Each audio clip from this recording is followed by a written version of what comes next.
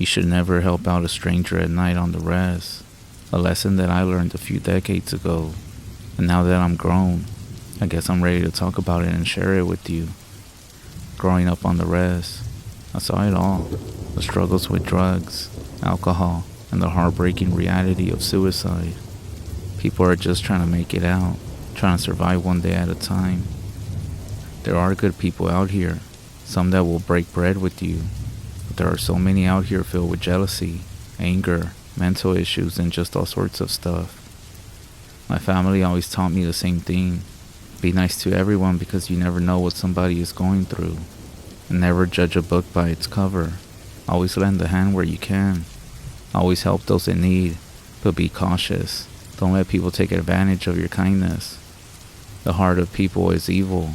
A lot of people say to follow your heart, but to be honest, the heart can be deceiving at times. Anyways, so this happened back in the 90s. It was a December evening. It wasn't completely dark yet, but it was getting close to it. It was also close to Christmas. If you celebrate Christmas, cool. But if you don't, that's fine too. At this time, I'm not even sure what we lean towards. But I do remember that we didn't do anything around those times. So my mom and I had gone to a quote-unquote Christmas party, where she was actually employed at this time. As we were driving home, about a mile away from the house, we saw a truck pulled over on the side of the road. Two men were struggling with what looked like a tarp in the back of the truck. It was flapping around in the wind, almost like it was about to fly away. As we passed by, they stopped what they were doing and stared at us. Their faces hard to make out in the dim light. Something about it made me uneasy, but I just brushed it off. I remember when we pulled up to our home, I was about to get out of the car and my mom stopped me and told me to get the fire going while she brought in the stuff from the party. I walked in and the house was dark and cold. Our wood stove hadn't been going since we had been out all day. Back in the day, this was how many homes on the REZ stayed warm. Central heating wasn't common, and many people relied on wood stoves, not just for heat but for cooking as well. I would even say that nowadays there are still some places without running water or electricity. If you don't believe me, I dare you to go visit. As I was stacking the logs into the stove and struck a match, the fire came on quickly, crackling and popping as the warm air started to fill the room. I stood there for a moment, rubbing my hands together. Just then, I heard a knock at the door. My mom went to go look because she was going in and out of the home to get the stuff. When I went to see who it was, there stood two men asking for help. The taller man had a scarf wrapped around his mouth. You could still see his breath fogging in the cold, while the short guy was wearing a hoodie pulled up tight. His hands were shoved deep into his pockets. As soon as I looked at them, I recognized them. They were the same men we had seen earlier on the side of the road, the ones that were struggling with the tarp in the back of the truck. The taller guy looked at me and my mom. I remember the conversation we all had at the door, and now that I look back, it makes sense. But back then I was younger. I remember because something about them seemed off. The taller man greeted us. His voice was muffled by the scarf wrapped around his mouth. He explained that he had a busted tire down by the cattle guard, and he was wondering if we could help them switch it with a spare. I looked over at my mom. She asked where their truck was, and the man just gestured over his shoulder, saying it was just down the road. He did mention that they thought it might have been us who drove by a few minutes ago, and since it was getting dark soon, they figured that we might be able to help them. He assured us it wouldn't take long. He did say they had everything but just didn't have enough strength to lift the tire and such. By the way, I forgot to mention that they looked about, well, at least the one who was talking looked to be in his 60s. I did ask him what happened to the tire. I say this because I don't remember seeing a flat tire when we passed by them. However, like I said, it was getting dark, so I must have missed it. Anyways, he explained that they hit something on the road and their tire ended up tearing apart. The short guy just stood silently off to the side, avoiding eye contact with both me and my mom. He shuffled his feet in the snow, saying nothing, and it did get me a little bit nervous, even though I was trying to brush it off. You know how when someone is nervous and they are just glancing around? That was him. Let me just finish bringing everything in, and then I'll meet y'all there. The guy then said thanks, and they walked away.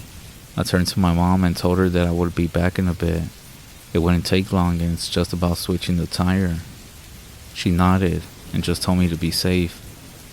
I then grabbed my jacket and followed the man down the road. The taller man walked ahead, while the short one was staying a bit behind him, his head down and his hands still in his pockets. He never did say a word, nor did he make eye contact with me, and something about him felt off. Even now, I never did see him again, or knew what he looked like. So we get to their truck, and sure enough, the tire was shredded to shit, almost like they had been driving on the rim for miles. The taller guy let out a nervous chuckle. He scratched the back of his head and said something about how bad it was. He was saying that they had been trying to make it before the tire gave out completely, but it didn't work out. But he didn't have to tell me. It was obvious from what I was looking at. I kneeled down to get a closer look. The shorter guy stayed back near the cab of the truck, still avoiding eye contact. I grabbed the jack and got to work. As I started lifting the truck, I glanced up at the taller guy and I asked him where the spare was. He told me that it was in the back, underneath the tarp. I loosened the lug nuts and pulled the rim free. When I stood up to grab the spare, the taller guy moved quicker than I expected. He ducked into the bed of the truck and pulled the spare out from underneath the tarp himself. He then rolled it towards me. I got it and put it on. I started to tighten the bolts. I then looked up at him and told him that he should get this checked out after tonight, because it looked like it had been bad for a while. He simply nodded. The shorter guy just shuffled around the other side of the truck, kicking at the snow. I looked at him again, trying to break the awkward silence, and finally decided to say something to him. I asked him if he was alright. He froze for a second before nodding without looking at me. Weirdo. He mumbled something under his breath. I couldn't even understand him. I tightened the last bolt. I then grabbed the rim and tossed it into the back of the truck. That should do it, I said, wiping my hands on my jacket. The taller guy reached into his pocket, fumbling for a moment before pulling out a $100 bill. He held it out to me and told me it was for helping them. I remember staring at this bill. $100 was a lot, way more than I expected for simply changing a tire. For a moment, I thought about it. Something about it didn't sit right with me, but I couldn't put my finger on it. The guy just stood there, his hand extended, waiting for me to take it. The short guy just stood silent, shuffling around the cab of the truck. I do remember telling him that I couldn't take it. The man then said something that, well, looking back on it, I will never forget what he said. You deserve this. We're helping some old folks like this. Take it. You earned it, and everything that comes with it. I wish there was more people like you out here helping. You wouldn't even know how many people passed by and didn't even bother asking anything. Well, thank you. Y'all drive safe out there now. We will, the man said with a small grin. Climbing into the driver's seat, the short guy slipped into the passenger side without saying anything, never even looking towards me.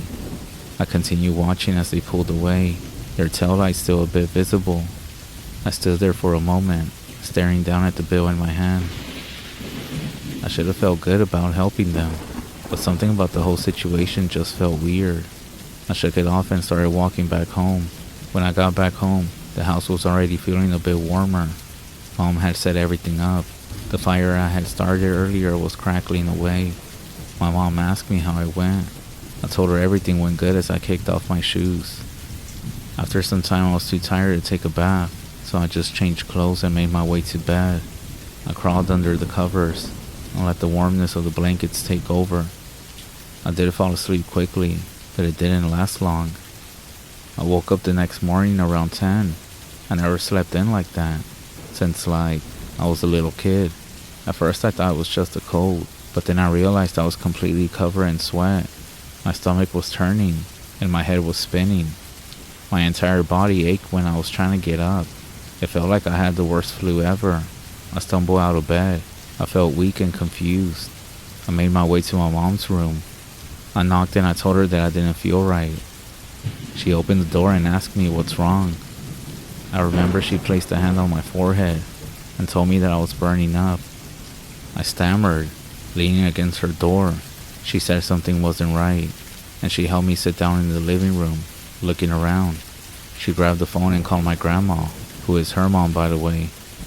My grandma was a crystal gazer and a medicine woman.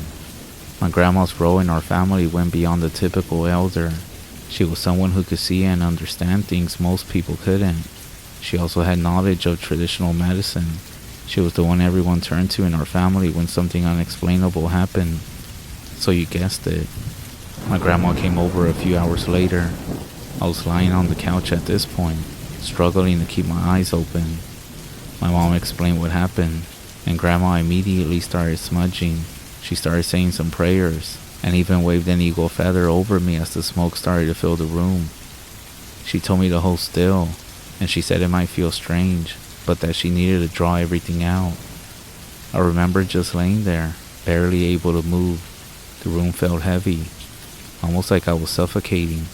In the middle of everything, I remember at some point she just paused and stared at me, like she had found something out.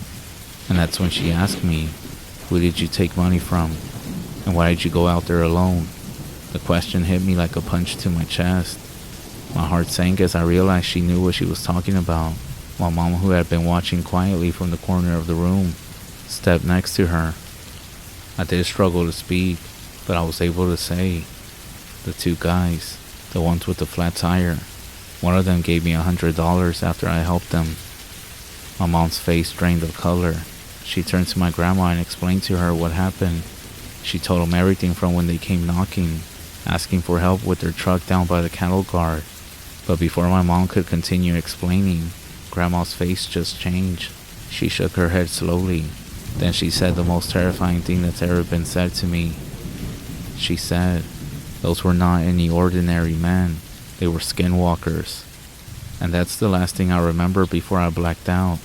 When I woke up a few hours later, I felt way better than before. I got up, still feeling a bit weak. I was in my room. Everything in my room was everywhere. I know why though. It must have been my mom and Grandma looking for that $100 bill. When I came out the room, they were waiting in the dining table. That's when my grandma finished explaining everything. Now this next part might sound a bit crazy, and I completely understand if you don't believe me, but that's up to you.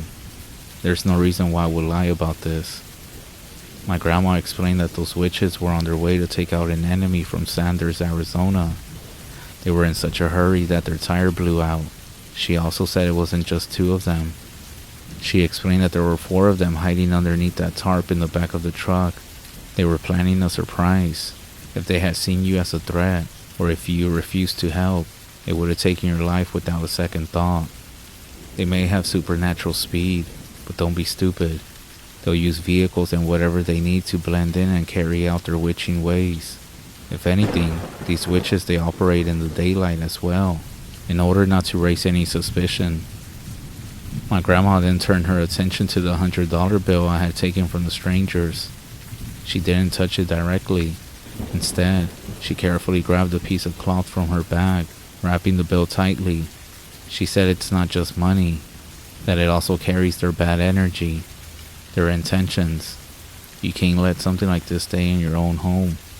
She tied the cloth and said a prayer before placing it into a small pouch. I didn't even ask what she planned to do with it, but I do remember her saying that you can't just throw these items away. The bad stuff it carries will linger, and it needs to be dealt with the correct way. Grandma said she was gonna burn it, or maybe bury it somewhere where it can avoid human contact, letting it just decay naturally. She did say to never be afraid of them. If you are, they will know. I know you might have questions, so I'm gonna try to address everything that people always ask me about them. If they were skinwalkers, why would they need a truck? Why didn't they just travel the way that they do? And to be honest, I don't have all the answers, but these are just assumptions. They may just not want to be seen. Maybe not all of them have the same ability to travel quickly like that. I'm thinking whoever they were after didn't come out so well. Maybe, I don't know. I mean, 6 skinwalkers on your tail. You gotta be screwed. Also, I guess the 4 in the back didn't know how to change a tire. I'm not sure. The fuck I know. All I know is that someone got a big knot on their head from where I tossed it. To be honest, I'm not sure they were targeting a specific person. I think they were just gonna target a whole community. Just remember, don't help out any strangers on the REZ at night. And I guess don't accept any gift. You don't know what it's been touched with. Just remember, witchcraft can be done with a touch, a stare, or simply a few words.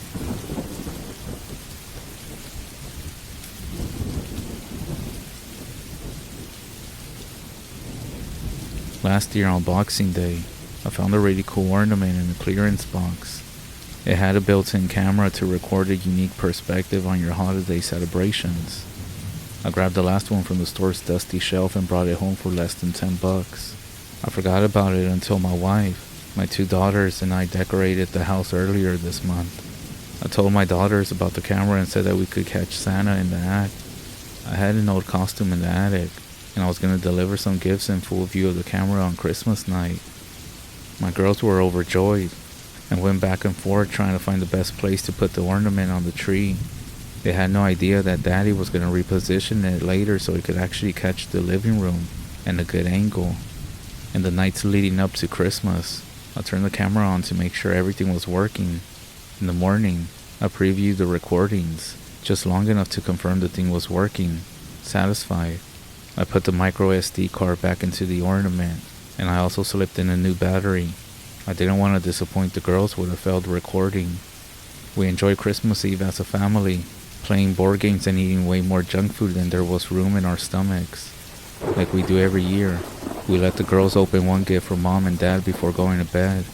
The girls, still riding the sugar high, could still be heard giggling in their bedrooms from all the way up the stairs. From time to time, my wife and I could hear one of them shush the other, claiming that she heard noises on the roof or bells jingling. Eventually, the girls fell asleep. My wife kissed me on the cheek and headed to bed while I turned off all the lights. I retrieved the costume and tiptoed to the living room, getting ready for my big film debut. I did everything you would expect Santa to do. I ate most of the cookies. I drank the milk. I pet my large stomach and said my ho ho ho, and I dropped a few presents by the fireplace, all in full view of the camera. I know I did a pretty good acting job. On Christmas morning, the girls came running into our bedroom to wake us up. They insisted that we watch the video before opening the presents. I transferred the recording to my laptop. Then I got to the point where Santa showed up. My girls got excited and jumped in front of the screen, waving at Santa while obscuring the video from my view. It brought me so much joy to see how happy they were. I was too lazy to stop the video, so it continued to play in the background as we unwrapped the presents. I spotted a box I hadn't seen the night before. It was small and wrapped in blue foil paper that I didn't recognize. My name was on it, but my wife seemed as surprised as I was to see it there. Noticing that I was confused, my youngest daughter spoke. "Daddy, that's gotta be from Mr. Elf," she said. I was ready to dismiss her comment as just another weird thing that kids say, but my wife wasn't so quick to ignore it. "What elf?" she asked. My daughter pointed to the laptop. By then, the video had ended and all that was left on the screen was a preview of the first frame. "The one that came with Santa," she answered. Panic struck me. I know my wife didn't dress up as an elf. I scanned the video, clicking back and forth until I saw what my daughter had seen. There was someone in the living room. He walked into the corner after I had turned the lights off. He was standing there, watching me parade around as Santa. The video went completely quiet after that. It was as though the camera failed to record a single sound. The strange, tall man was wearing an elf costume, and he was standing perfectly still for over an hour, watching the camera from a distance. After some time, he walked over to the plate of cookies and bit the head off a gingerbread man. I glanced at the plate and saw his teeth mark on the cookie. The man then quietly approached the Christmas tree. I thought the audio wasn't working, but as he got closer to the tree, I began hearing his slow and steady breathing. He then reached out to the ornament, and the video stopped. In a terrified frenzy, I grabbed the blue box that he had left behind. I ripped the bow off of it and tossed it away. I removed the wrapping paper, opened the box and looked inside. Right there, in the middle of the bubble wrap, was the battery that I had put in the camera the night before. My wife took the ornament and opened the back. The battery was missing. I don't know what scares me more, what the camera caught, or what the elf might have done after he turned off the camera.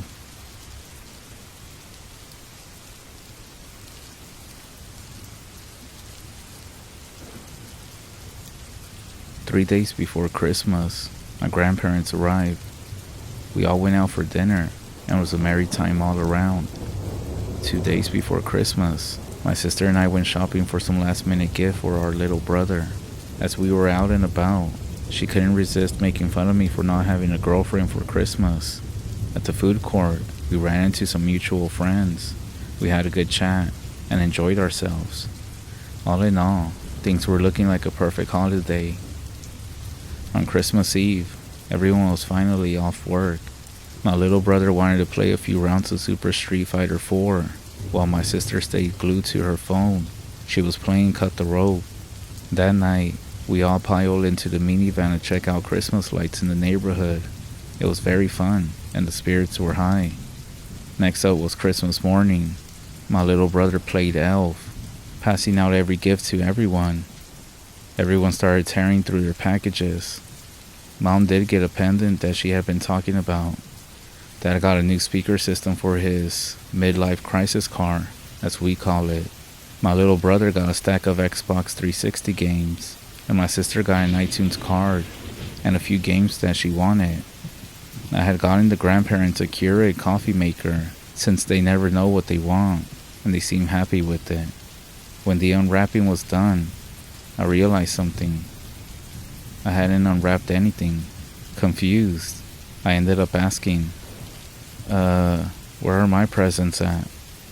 The room went quiet like a train wreck in slow motion. My mom looked confused, and that's when the conversation took a sharp, awkward turn. What do you mean? What gifts? She asked. I stared at her, waiting for someone to say like this was all a gag. Instead, she turned to my dad. Honey, you did remember to buy something for him, right? What do you mean? You were gonna shop for him this year. The horror dawned on everyone. My little brother chimed in, laughing. Oh man, Santa forgot about you. While Mom and Dad started bickering, my sister, face beat red, wouldn't even look at me. Grandma and Grandpa got in on the action too. They started arguing over who was supposed to handle what. My little brother kept laughing until Mom screamed at him to stop. My sister just curled up on the couch, avoiding any eye contact with me. I sat there stunned, letting the chaos unfold around me. Eventually, I left the room. I didn't want to listen to everyone fighting. I went to my room. I grabbed the Lord of the Rings and started reading to drown out the shouting, and also my own heartbroken thoughts. A few hours later, I came out, hoping it was some sort of prank, but when I entered the living room, the conversation sputtered out again. No one could even look at me for so long. Mom tried to apologize, saying, "We'll go out tomorrow to get you something." But that wasn't the point, and she knew it. She walked away, shamefaced. The rest of the day was awkward. Dinner, every conversation. No one said sorry. No one even spoke to me unless I started saying something. That night, I stayed up late, messing around online, trying not to think about it. The day after Christmas, things didn't improve. My grandparents left early, cutting their visit short. My parents went back to work without saying goodbye. My sister and brother were both out with their friends. I stayed home, too heartbroken, or maybe too depressed to meet up with my own friends. There was no joke, no surprise. This Christmas, I had actually been forgotten.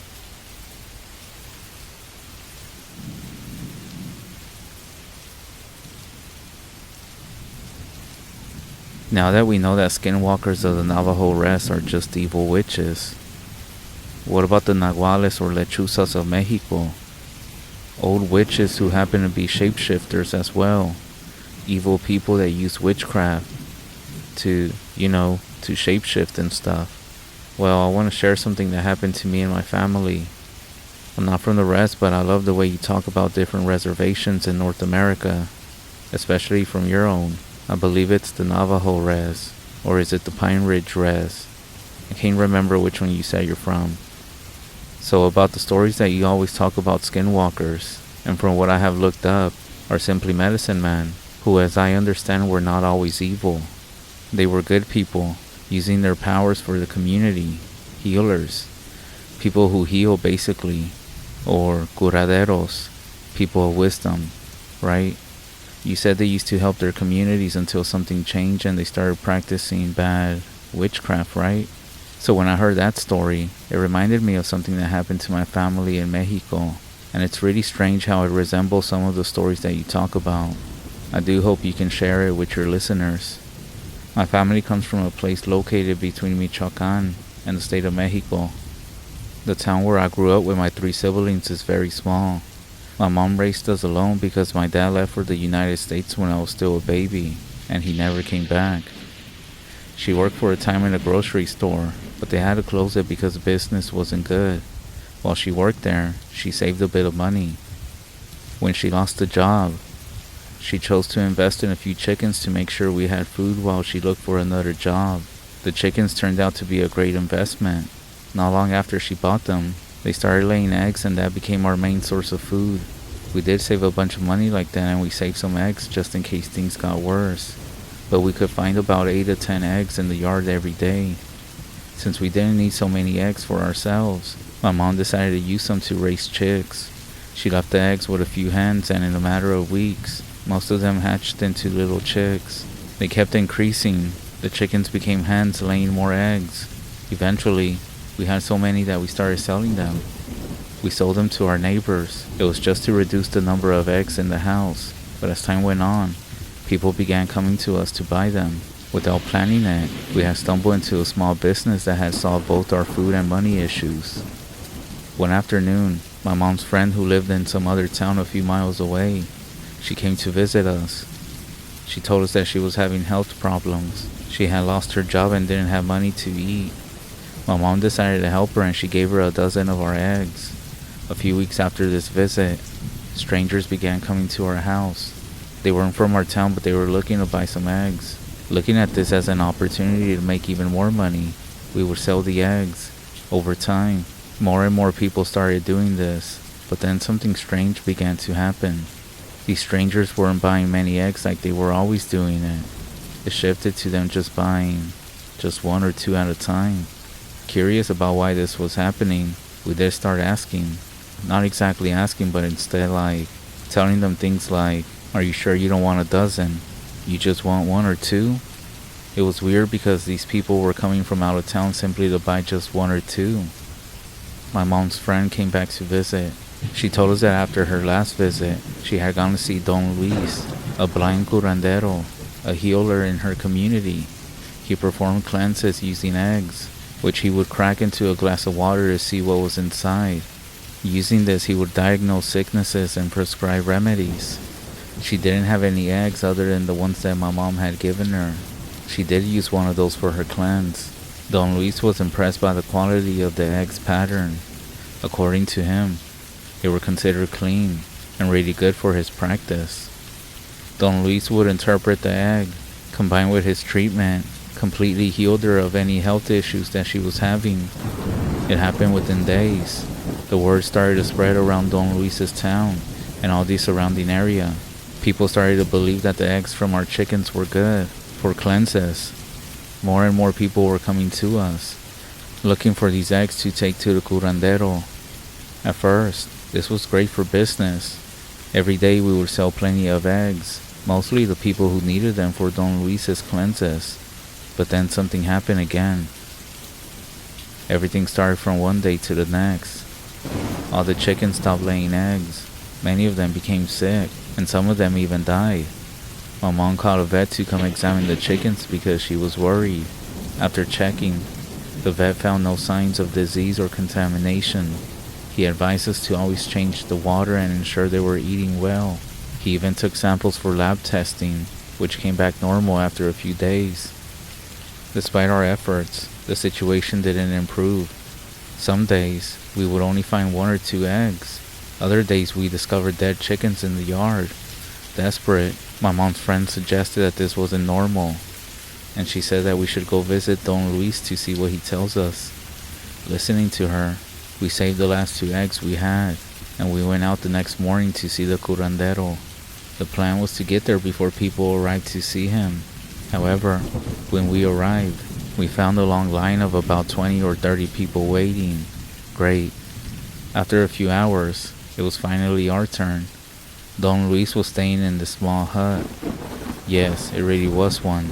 It was small and dimly lit, made of wooden boards and palm leaves. Inside, there was a smell that filled the air, and a bundle of leaves and herbs resting near an altar that he had.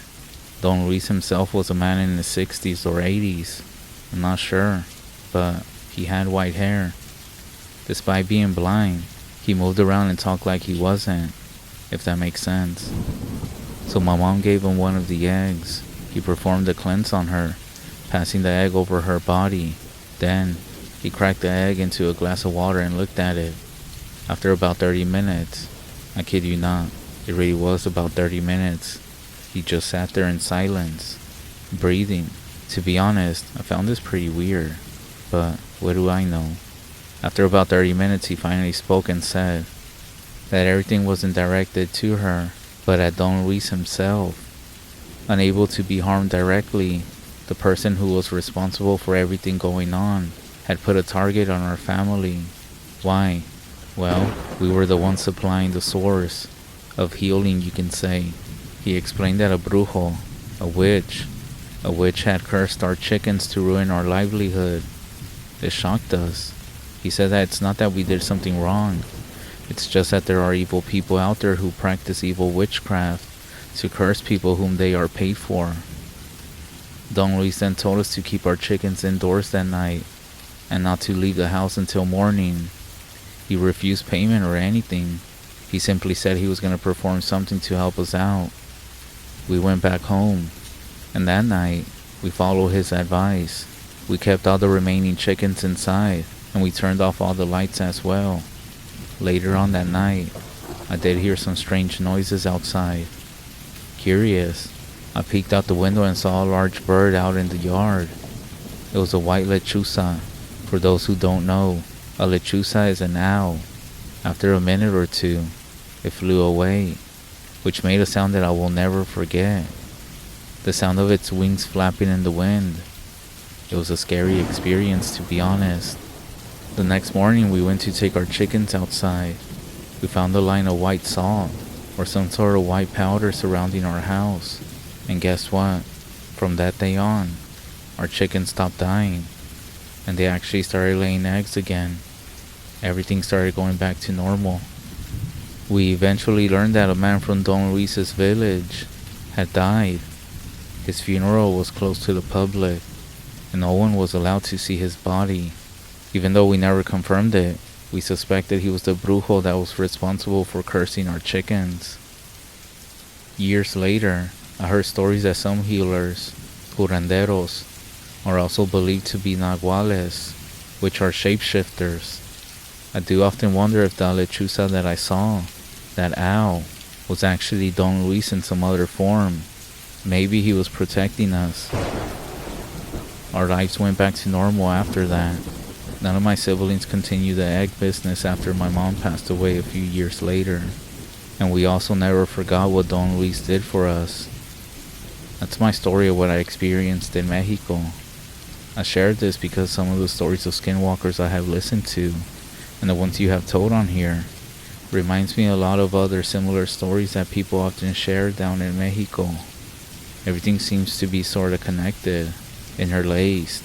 I'm sure a lot of this stuff was passed down from back in the day, when people would travel and share stories with one another, especially with different groups and tribes. All I know is, there's a whole different world out there when it comes to witchcraft.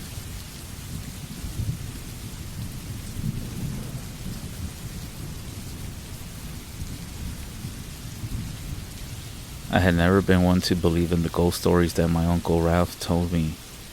They were always long and drawn out, never straight to the point, and frankly, not very convincing. Growing up on the Appalachian Trail, he often warned me to be careful of what lurked in the shadows after dark. But being the person who needed to see something to believe it, I never paid much attention. That is, until last night. As I write this, safe and sound in the comfort of my own house, I hope that recounting the events of what happened will bring me some peace. But I know what I experienced will stay with me forever. It was a night that sent shivers down my spine and made me a firm believer in everything that my uncle had ever said about the woods. I had been visiting my uncle to pick up the deed to his home. He was growing sicker every day, and I knew I needed to act quickly. As I packed up the papers and got everything ready to leave, my uncle gave me a serious look. You know how these woods get after dark? They can be downright scary. I tried to brush off his concerns with a light-hearted laugh. I have to get home, Uncle, I replied. My mom is going to start to worry if I'm not back soon. Besides, it's not like anything's going to happen. But my uncle didn't seem convinced. Let me give you some advice, he said. I nodded and he continued. Don't look into the trees. If you see anything, don't acknowledge it. If you hear anything, don't turn around. Walk away. And don't call out to it. And if you hear some sort of footsteps, don't run. You'll only make things worse. I mentally rolled my eyes as he was speaking. At that time, I didn't believe a single thing that came out of his mouth. I should have. Thanks, Uncle. Trying to sound grateful. I'll keep that in mind. My uncle didn't seem to catch the hint that I was unwilling to stay for longer than I had to. Why don't you stay the night? I can actually drive you, Uncle asked me with a hopeful look. But I shook my head no, and he continued on. It's just I'm worried about you. I don't want anything to happen. I'll be fine. Plus, there's still some sunlight left. But if you keep talking, there won't be, I said with a lighthearted chuckle, hoping to ease the tension that my uncle had created when he dived into one of the stories that they said around town. It was common among the old folks who lived on the trail to be mesmerized by these kind of stories, some saying that they had seen something of their own, or had known someone who had been taken by the creatures that lived out there in the woods. Be safe now. Remember, you're not out there alone, whether you like it or not, my uncle said as I descended the steps of his home. His words sent a shiver down my spine, but I quickly brushed it off, just hoping that I can get home soon and lay in the comfort of my bed. Alright, bye, Uncle. I then began my journey, going into the woods not ready for what would come. Everything is going to be fine, I said to myself. Half a mile into my walk, I started getting an eerie feeling on the back of my neck, the feeling that somebody was watching me. I brushed it off as some animal looking at me, maybe a deer, or maybe a rabbit, so I just kept walking. As I was walking, my shoe was sort of coming loose, and I had just noticed it now a mile into my walk back home. So I bent down to tie my shoe, going quicker than I should have, because I wanted to get out of here. It was getting darker by the minute, and my mom was going to start to worry, but because of me being clumsy, I stumbled and had to start again. Damn it, I said quietly. My words must have set something off. As soon as I said that, the whistling began. It couldn't be the wind, because it was whistling a tune, one that I can't even describe. For a second I thought it was the crows, because they do have the ability to mimic. But I still took it upon myself to look around, completely forgetting about what my uncle had said. I regretted my actions, because in the dense trees and brush on the side of the trail was a lanky figure with some long limbs, watching me, with eyes that seemed as though they were glowing, and a big smile that looked almost human-like. I quickly finished off my shoes and got up. I brushed off whatever I saw and pinned it onto my uncle's words getting into my head and making me hallucinate, so I just continued my walk, even though the whistling continued, still assuming it was just the crows. It had been 2 miles now, and only half a mile left until I'm in the comfort of my bed, passed out from being exhausted. I was never the one to exercise, but living along the trail made me have to if I wanted to see my family members. That sensation that was on the back of my neck was still there. It seemed to have gotten stronger, but I was only focused on getting back home. At that moment, a scream echoed through the woods, piercing the silence of the night. It was not just any scream, but the sound of a woman in pain, frozen in fear. I didn't know what to do. The words of my uncle echoed in my head, telling me to ignore it, but the scream sounded too real to ignore. Feeling compelled to investigate, I called out, "Hello?" But that's when the screaming and whistling just stopped. A chill ran down my spine, and I started walking again, picking up the pace until I was almost jogging. However, my uncle's warning resurfaced in my mind, and I slowed down to a walking pace. There's only half a mile left, I thought to myself, trying to calm myself down. You're most likely just making things up and trying to scare yourself. I kept a safe walking pace, then continued my trek home. Damn it, I think to myself, because now there's footsteps that sounded like someone was running, coming up behind me, and it was increasing fast. That's when I abandoned everything that my uncle had told me to do, and I ran. I ran as fast as my legs could take me, without looking back. Whatever was behind me was catching up. I still didn't look back. I just ran and I didn't think about anything besides running. That's when I feel some hot breath on my neck, and almost like it's burning through my skin, and something sharp digging into the back of my neck, causing me pain. That's when I started screaming and swinging, trying to fight it off. After that, I woke up covered in sweat. This whole thing was just a terrible nightmare. I am writing this still shaking. I have no idea how I ended up getting home. I was still half a mile away from it. I remember the last thing I wrote in the journal was that it was just a terrible nightmare. But I was wrong. When I woke up after writing it, I went to the bathroom, and all of a sudden I had the feeling to check the back of my neck. So I did, and there were some bright red claw marks on the back of my neck.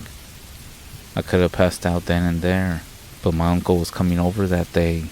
He had forgotten to give me a document, so I figured I can just ask him about everything, even if it seemed like it was just a city dream, and my mind playing tricks on me.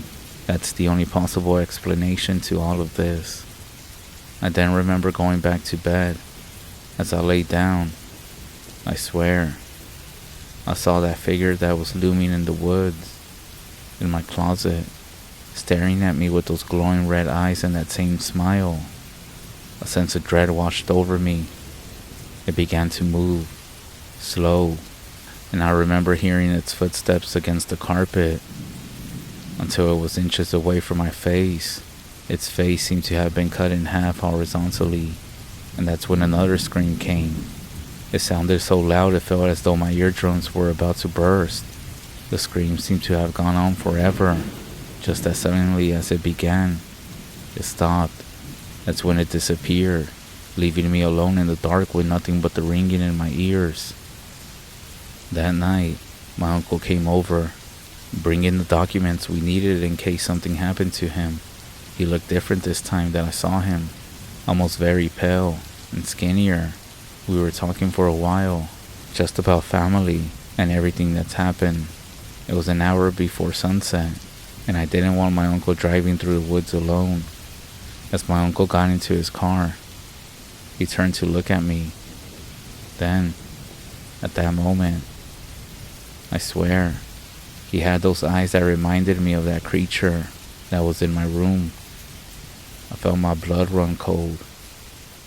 Remember, you are never alone, my uncle said. At least, this thing that was supposed to be my uncle said. And that's when it simply just sped off. I stood there stunned, unsure of what to do, and what just happened. Was I still dreaming? Out of the corner of my eye, I can see some movement. This creature that had taken a hold of my uncle was now lurking in the shadows, looking at me.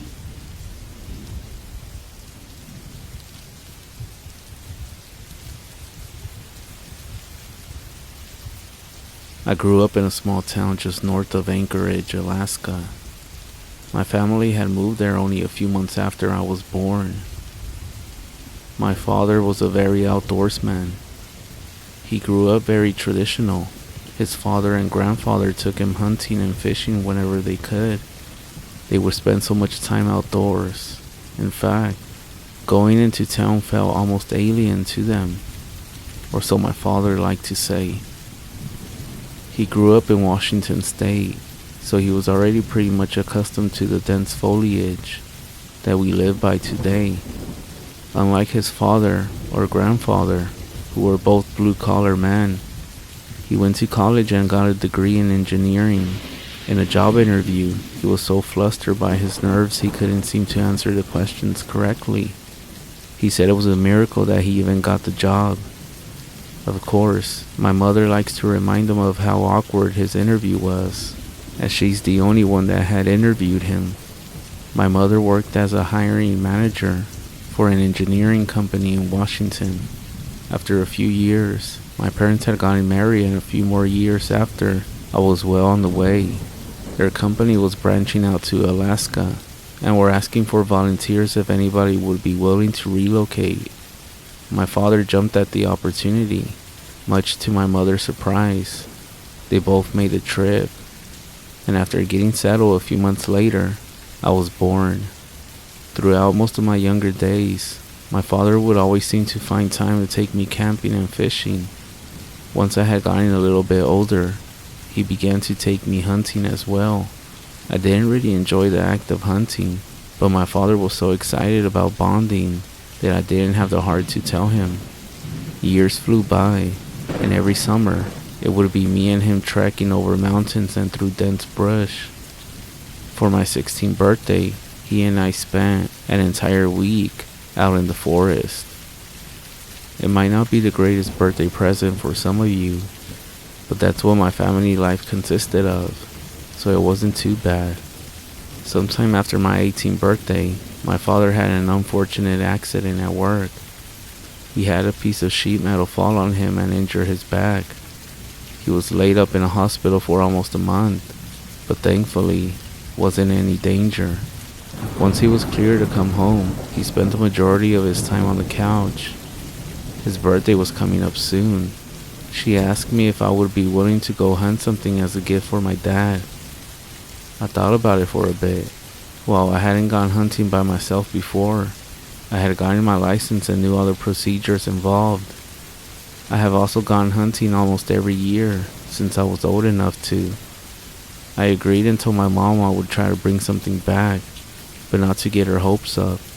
She thanked me, and after a week or so, I had gotten everything that I needed. I packed up my truck, grabbed my rifle, and headed out. I drove about an hour and a half to our usual spot to begin our hunting. I hopped out of my truck, grabbed my pack, slung my rifle over my shoulder, and began walking. Some of you might be surprised to find that the summer months can be pretty warm in Alaska. I have met visitors who were under the impression that Alaska was a winter wonderland all year round. And while that may be the case for some of the parts in Alaska, like further up north, it's not always true further south. It was a clear, sunny day overhead, and so I pushed my way through the thick brush. It seemed like a million mosquitoes wanted to take me down before I even got started. As I hiked further inward, keeping a close eye on my surroundings, I started to feel as if every animal was aware of my presence. My father was a better tracker than I was. I was mostly a few steps behind him, always staying quiet. During my journey, however, I caught a few indications of wildlife nearby, but they had long since fled upon my arrival. Eventually, the bright sun overhead grew dimmer and dimmer as I kept walking. I knew it would be far too dark to hunt soon, so instead, I began searching for a spot to set up camp. After hiking for a few more minutes, I came across a flat area. It seemed like a good place to set up for the night. I unhooked my tent from my pack and began setting it up. Being a one-person tent, it didn't take very long. While I still had a little bit of daylight left, I gathered up some twigs and branches that I could and built myself a small fire just outside of my tent. Not necessarily for keeping warm, but more to keep the insects away. Once I had a fire going, I started to relax, sitting just outside my tent, taking in my surroundings more intently. There is this feeling that is present when you're in the wilderness by yourself, of peace and quiet. On the other hand, there is also an ever-present danger as well. I try not to think of the latter as I got ready to go to sleep. About 3 hours after I had fallen asleep, I was awoken by a noise nearby. It was the cracking of twigs and the rustling of grass. I cracked an eye open, trying to remain as still as possible, but it was hard to discern what had caused the noise in the first place. I listened close as my sluggish mind became sharper. The faint noise grew louder and louder as it approached my tent. The smell of my campfire filled the air around me. I wonder if it was a bear, curiously wandering about. If that were the case, I didn't want to make any sudden movements.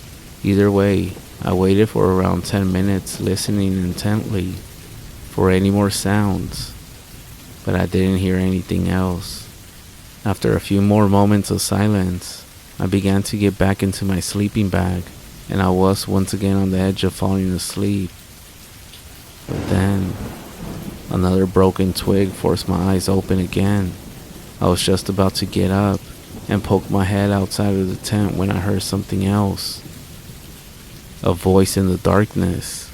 It sounded like a child, a small boy, and it simply said, "Hello." Even though I wasn't moving, I felt my body tense up. Another step sounded outside of the tent, and the voice repeated once more, "Hello? Hello?"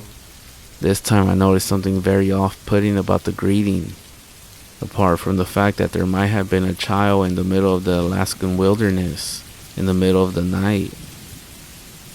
The thing that was off-putting was that the hellos were perfectly identical, almost like it was a recording of some kind.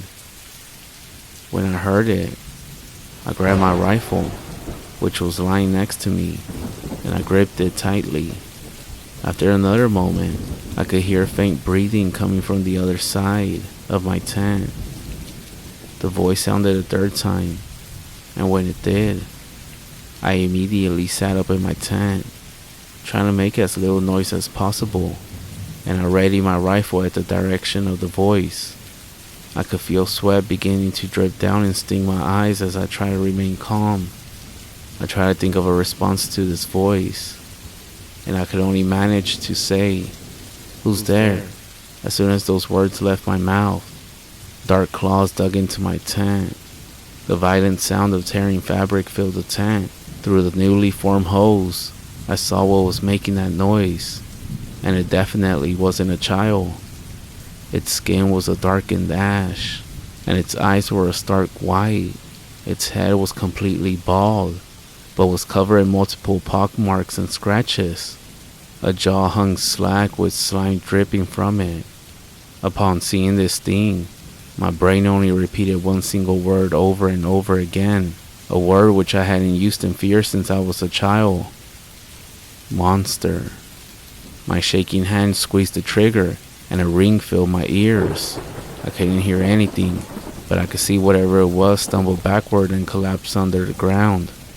As the ringing faded in and out, I could hear this thing coughing and wheezing violently. I scrambled to my feet and racked the bolt on my rifle as I forced my way out of what was left of my tent, ready to finish it off. But it was gone. I fearfully scanned the area, keeping my eyes peeled. There was no sign of the creature aside from a small pool of blood in the dirt nearby. I stepped back into my tent and gathered up everything as fast as I could, before quickly making my way back towards my truck. The thought of me not making it out of the woods alive crossed my mind plenty of times as I jogged.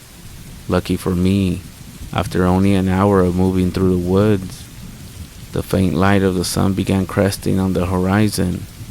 It was enough to make my journey back a little bit easier. I found my truck and drove out of the woods like a bat out of hell, and made it home soon after. When I got home, I told my mother, that I had been unsuccessful in my hunting.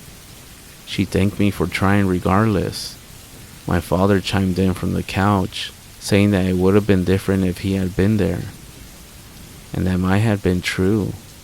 Even though my father had been injured at his job, I take it as a blessing. A blessing that he won't be going hunting again for a very long time. As for me, well, I don't plan on ever going back into the Alaskan wilderness anytime soon. And if any of you out there are planning a trip, I would highly advise against it. There's something evil living out there in those woods. Something you don't ever want to see for yourself.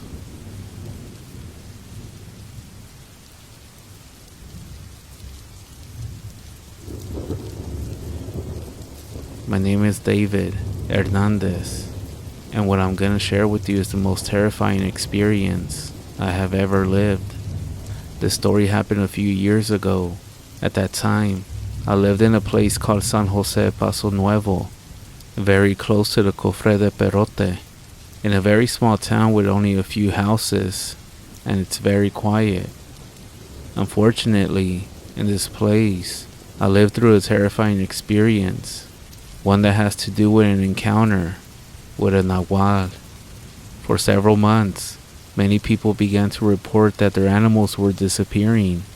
There was no logical explanation, because even animals disappeared during the day.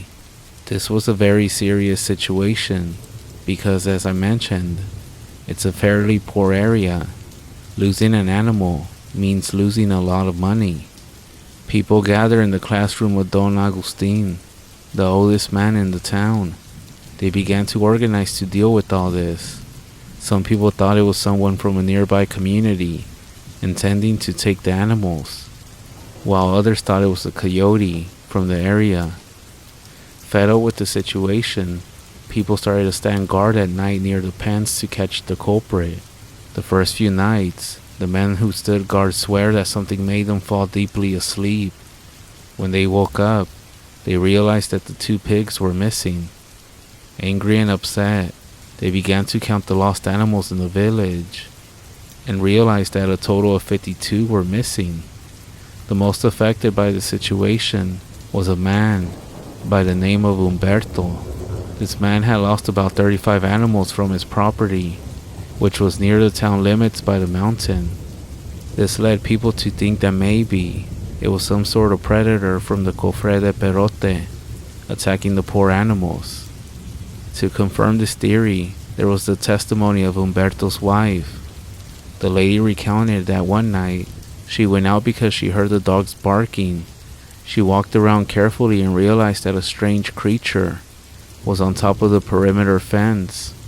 This was unlikely because the fence was almost 3 meters high, but this animal was on top and seemed to be some sort of dog. When the lady approached it, the animal jumped and ran off into the darkness. The lady told the story to the people of the town, and her husband offered a large sum of money to whoever kills this beast. My family was always short of money, so I was one of those who volunteered to stand guard on his property. That night, at around 1:30 in the morning, we were watching the goat pen because it seemed that those animals were more like. The pen was made out of stone with adobe, and we were just behind it. Soon, some of our companions fell asleep, and we didn't know how it happened. We were talking and out of nowhere, they just fell asleep. Those of us who were awake began to hear a strange noise, and we decided to prepare the weapons because we had confirmed that it was just a coyote.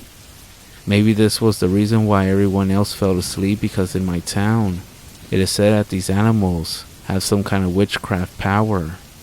We were getting ready to face one or maybe several coyotes, but we were not ready to face whatever it was that appeared before us. We heard heavy footsteps, and they were gradually getting closer. It was near, and that's when we saw it. A huge creature, gray in color. It was crouching just in front of the pen. I can't explain it. This animal was maybe about 1.5 meters tall in that position, And just when we thought that its size was incredible, we were in for another big surprise. The thing stood up, and its eyes were completely white. It had only one ear and a very slack jaw. Its fangs were visible, even more so with that ugly mouth, and it looked extremely thin with fairly short fur and claws about 10 or 15 centimeters long.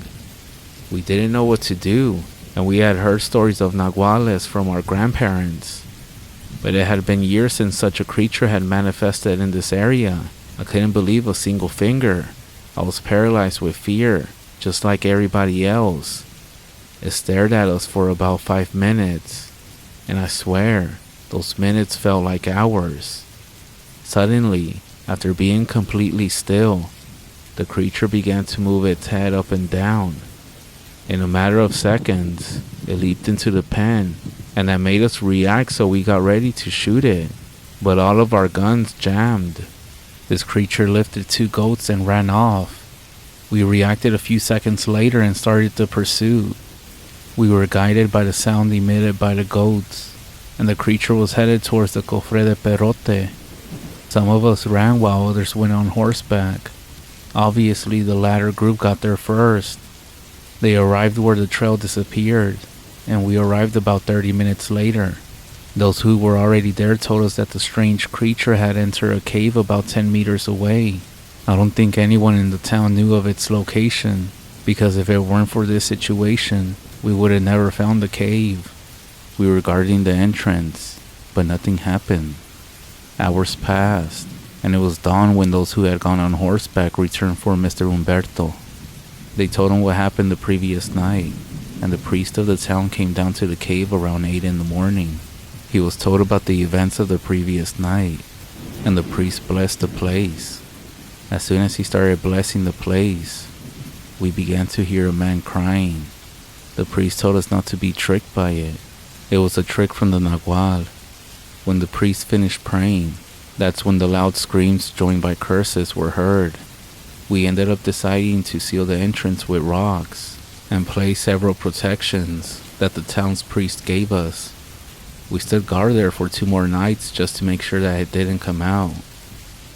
And during that time, we heard the same howling several times.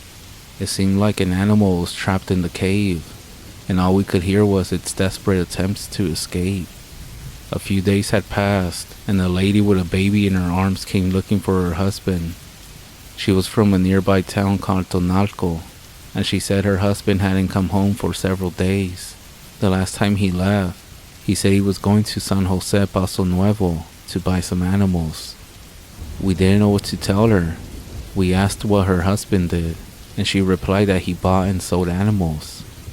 She confessed that their financial situation had improved only a few months ago because they were very poor.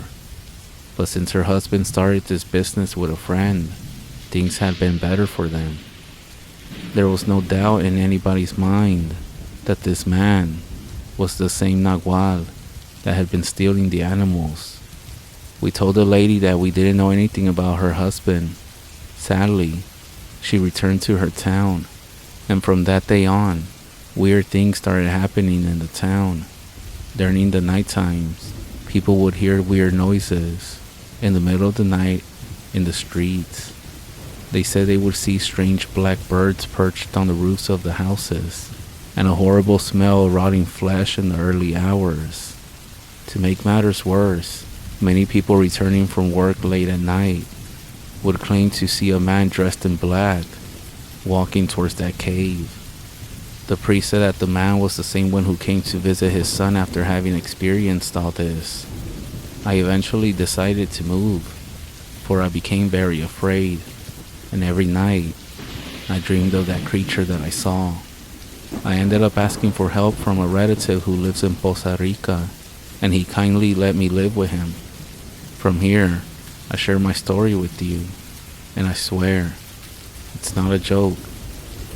If you visit the town of San Jose Paso Nuevo, you can hear the same exact story from the mouth of many people.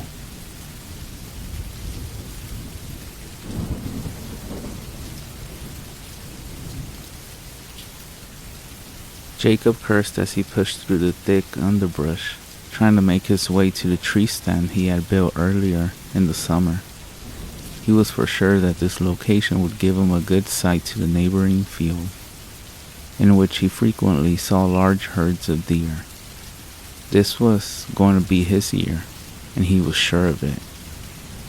This is the year that I bring home my trophy buck, he told himself, as he recalled the events of the day so far. He had awakened at 4:30 a.m. He began to get ready for the long day in the woods, on the backside of his farm. His first order of business had been to locate and rescue his gloves and camouflage hunting gear from whatever undisclosed area of his home that his wife had hidden them. He was going to need them this morning to protect him from the bitter cold November morning.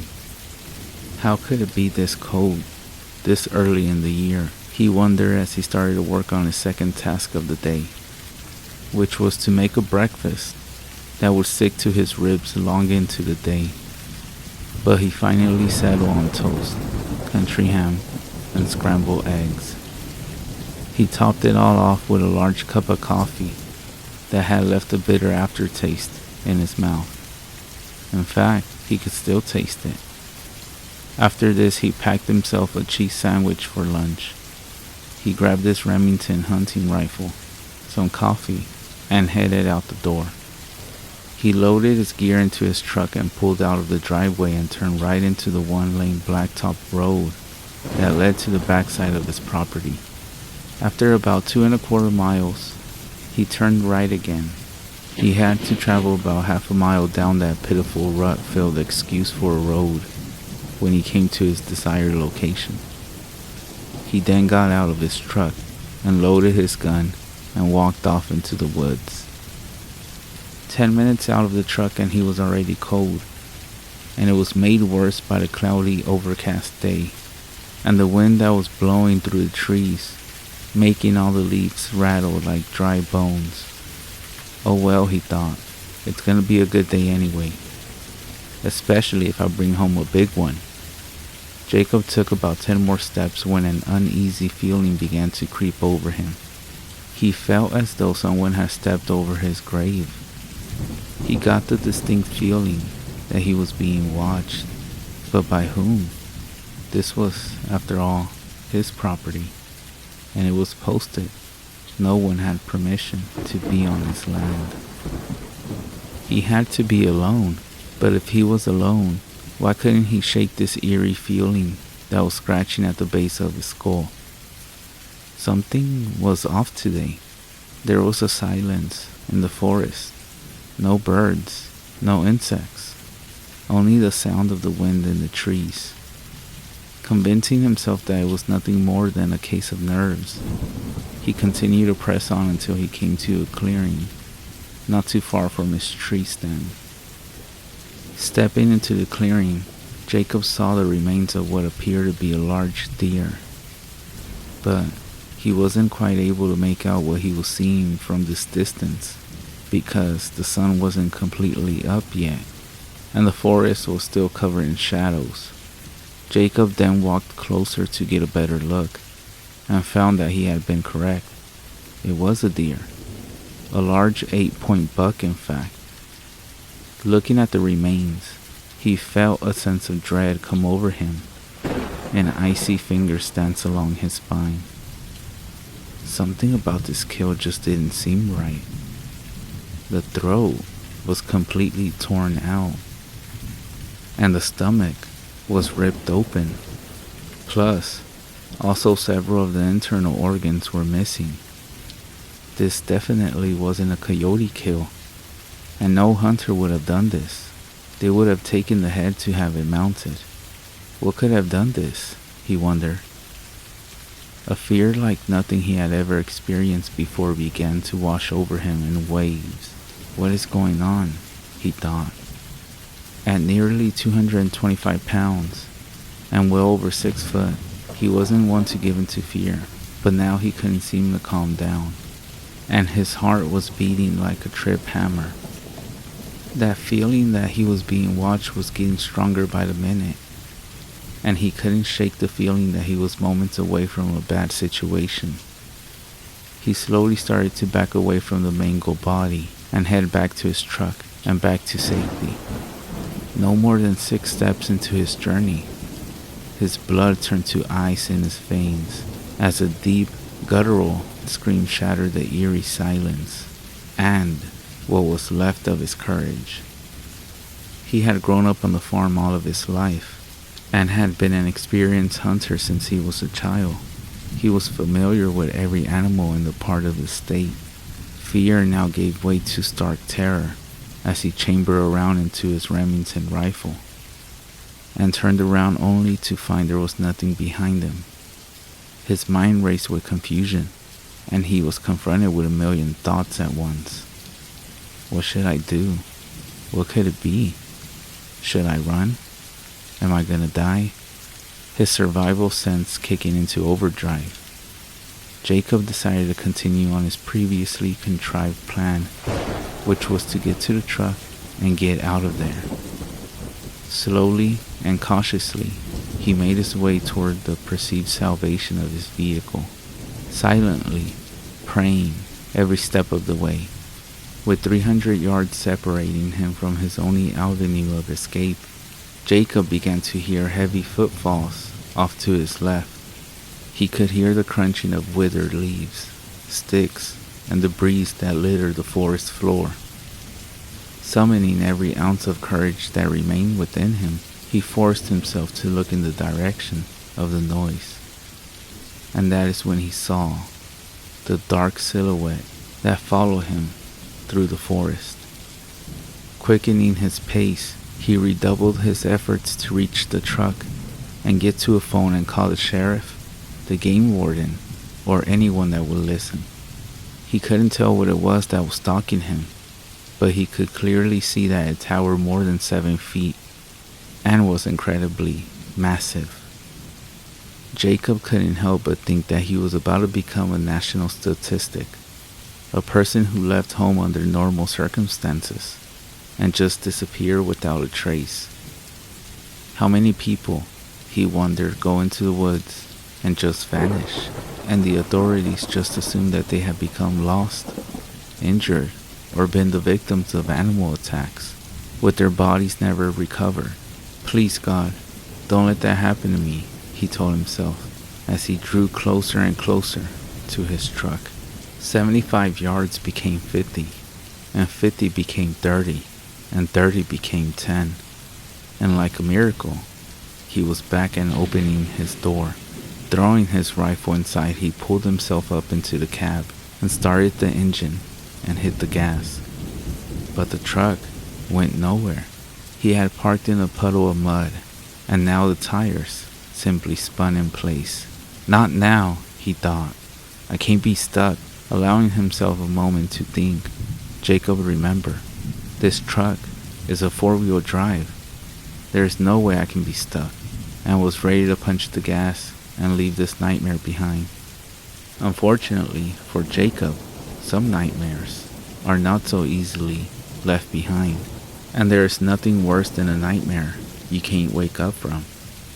And Jacob was about to learn that the hard way. Hearing something to his right, he turned and immediately wished that he had not.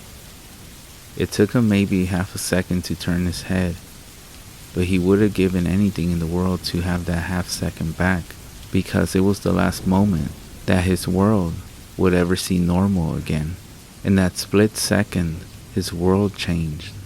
It was no longer a place where the world was light and safe, where he was just a husband and a dad and a guy that liked to go hunting and watch football on the weekends.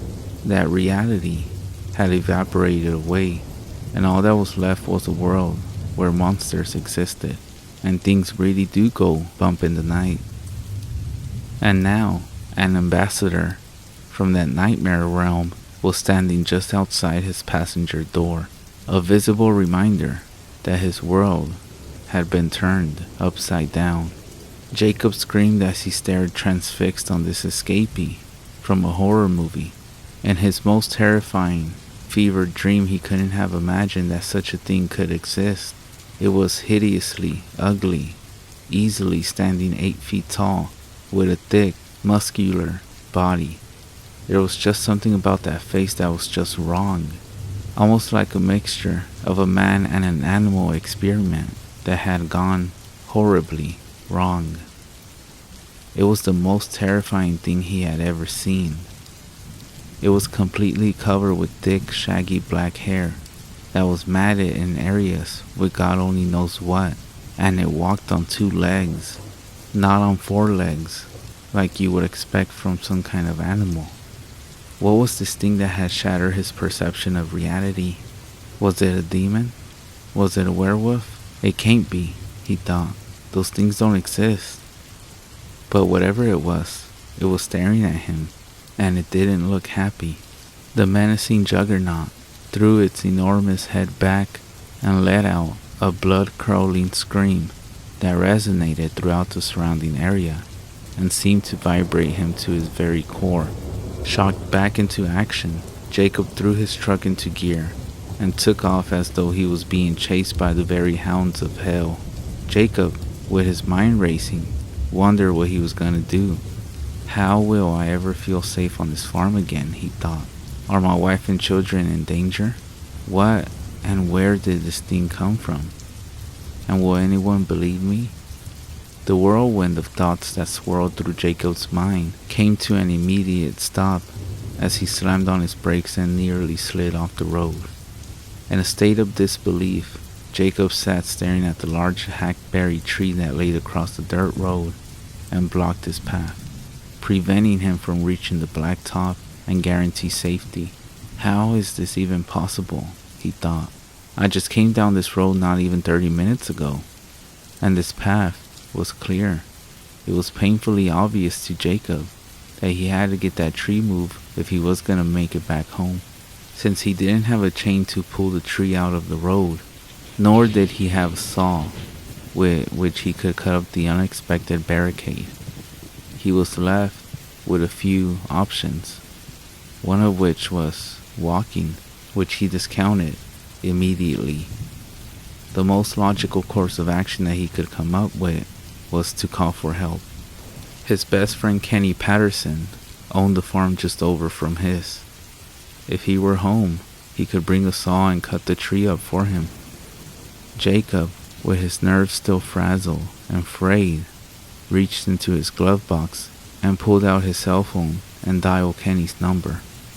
The phone rang 6 times, and Jacob was about to give up when Kenny answered the phone and said, "Hey ugly, what do you want this early in the morning?" As quickly as he could, he told the recent events to Kenny and said, "Please, hurry. I'm not kidding. There is something out here." Kenny, hearing the shakiness in his friend's voice, assured him that he would be there in a matter of minutes.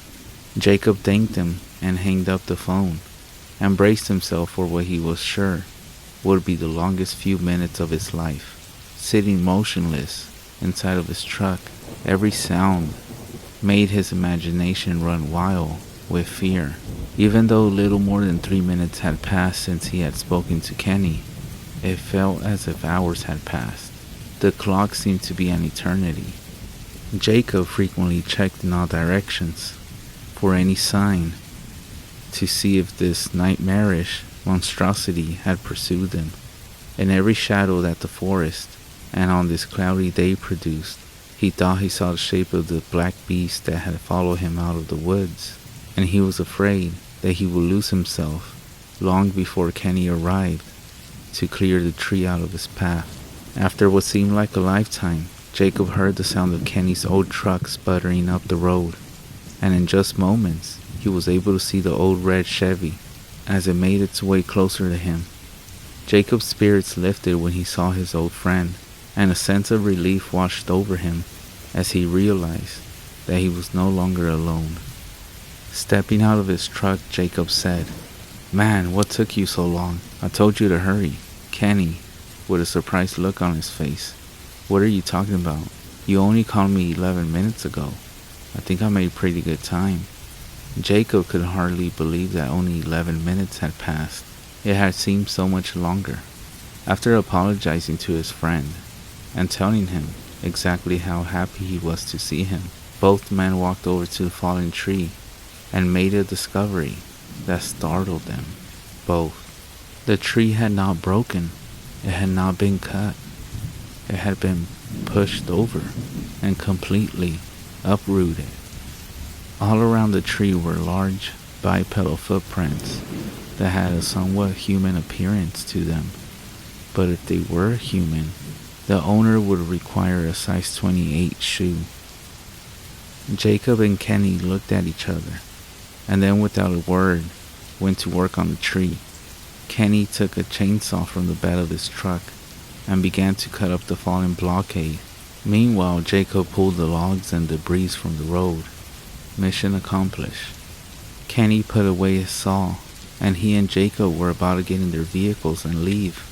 But before they could even open their doors, an ear-splitting scream erupted from the woods behind them. Jacob walked over to Kenny and whispered, "That's what I was telling you about. I don't know what that thing is, man, but it looks like some kind of monster, and I think we need to get out of here, now." Kenny looked as though the blood had drained completely out of his face, became very pale, as he said to Jacob, "Jacob, man, I never mentioned this to anyone before now, but over the last few months, that thing has been killing off a few of my cows. Their throats are usually torn out, and the bodies are mangled and broken. I didn't want anyone to accuse me of being crazy and making stuff up, so I never said anything about it. But that's the reason I rushed over here when you called. I actually heard that sound a few times off in the distance at night, but never this close. So I think you are right, old buddy. It's time to go." Cautiously and with a sense of urgency, Jacob and Kenny climbed into their vehicles and made their way back into the blacktop. Both vehicles then began the 2.5-mile trek that led back to Jacob's house so they could decide what course of action should be taken. Jacob could feel the temperature drop as snow began to gently fall. He then reached over and turned his wipers on as snow began to pelt the windshield harder. As he passed his neighbor, William Springer's farm, he noticed a herd of deer grazing in the field that bordered his own property. Having put a distance between himself and the nightmare he had just encountered, Jacob felt a renewed sense of security as his fatigued nerves began to calm down. Not willing to let this opportunity pass him by, Jacob turned on his hazard lights and pulled to the shoulder of the road and signaled Kenny to do the same. Kenny knew what Jacob was thinking as he pulled in behind him and turned his ignition off. Getting out of his truck, Kenny said, "What are you doing, man? We need to get out of here now." Jacob said, "I know, and we will, in just a minute, man. I just can't turn this down. I have to take the shot. That's a 6-point buck standing there. It's not the trophy that I wanted, but at least I won't end up going home empty-handed. And after what happened this morning, I think I deserve a little something good. Alright, just take the shot so we can go. I still don't feel right about this," Kenny said. Jacob steadied his rifle across the hood of his truck. He zeroed in on the buck and was getting ready to fire. That's when he heard Kenny make a gasping noise and whisper, "Oh my God, what is it, man? What's wrong with you?" "Raise your scope 3 inches, he said. Raising the scope, Jacob immediately saw what had been the cause of Kenny's alarm. Standing just outside the tree line in the edge of the field was the creature that they had left behind not even 5 minutes. Was this thing following them? Was it after the deer? What was it doing? Jacob watched the creature through his scope for a full 30 seconds before it even moved, and when it did, it ignored him and the deer and started to walk towards William's barn that was just about 500 yards from where the woodland demon had been standing. Jacob called out to Kenny and said, "Kenny, call William and tell him that there is something trying to get into his barn. I know he has livestock in there, and if that thing gets in it, it will kill all of them." Attempting to get rid of this monster, werewolf, wendigo, or whatever it was, Jacob fired a shot, but missed. The creature turned towards them and glared at them through red, hate-filled eyes, and then began to run towards them at full steam. Kenny, who was still on the phone with William, screamed at Jacob to get in his truck and go. Jacob did as he was told, and Kenny followed right behind him. Starting their trucks, Jacob and Kenny both raced to Jacob's house, as though they were driving on the NASCAR circuit. Arriving at home, Jacob, gun in hand, ran inside to get a phone book so that they could call the game warden and the police and get some kind of animal control out there to get rid of this thing. Jacob had just stepped out of his front porch when they heard gunfire coming from over at William's place. Dropping the phone book and running back inside, Jacob grabbed his 12-gauge shotgun and some shells and handed them to Kenny, who took little time in loading it. Jacob and Kenny, now locked and loaded, walked together to their truck and got ready to mount up a rescue for their neighbor William. Simultaneously, both of them stopped in their tracks as a familiar but uneasy feeling crept over them, and Jacob's 2 German shepherds began to whimper and ran under the front porch to hide. Kenny, whose throat had gone dry as a bone, whispered to Jacob and said, "I have a really bad feeling about this." No sooner had the words escaped his lips, they heard a scream erupt from the forest off to the right, and the creature exploded from the trees in front of them. Until now, neither man had been able to fully appreciate the colossal size and scope of the beast, but standing less than 30 feet away from them, they were almost overcome by the sheer magnitude of it. Jacob had seen it up close earlier from his truck while sitting down, and had guessed the height at maybe 8 feet. But now, standing there, looking up, he could tell that this fellow was 8.5 or 9 feet tall, and would tip the scale at 800 to 1,000 pounds. It had inhuman long arms that were easily seen beneath its long shabby black hair, which covered it from head to toe. The chest was larger than a 55-gallon drum, and there was little doubt that it could have pulled the arms off an ape, and now it stood there, staring at them. Jacob and Kenny both opened fire without hesitation. The creature screamed with rage as the bullets tore into its massive body, knocking it to the ground, but not killing or seriously injuring it. Jacob and Kenny watched speechless as it crawled into the tree line, struggled to its feet, and limped away. Jacob ran back to the porch and grabbed the phone book and called the local game warden. Nearly 2 hours later, Gene, the local warden, showed up to take their statements and told them that he had been called out to answer numerous such reports in the area, but he wasn't sure what to make of all these reports. "Guys," he said, "I don't know what to tell you. There is no animal in this area, or any area for that matter that fits your description. I'm not saying I don't believe you, I just don't know what it is." Jacob, whose face was reddened with anger, said, "Come here. Here's the blood from where we shot it, and here are the footprints." A look of complete confusion washed over Gene's face, and he asked if they would care to go with him as he tried to track it. Jacob and Kenny agreed, but they said they weren't going without a gun. Gene stated that he planned to take his gun as well. All 3 men loaded their guns and set out following the tracks and droplets of blood that had fallen on the leaves. They followed the trail for about a mile, until arriving at a creek that was located deep in Jacob's woods, where the tracks that they were following were joined by others just like them. Some were smaller, but at least one set was larger. Deciding that the safest course of action would be to return home, they all went back to Jacob's.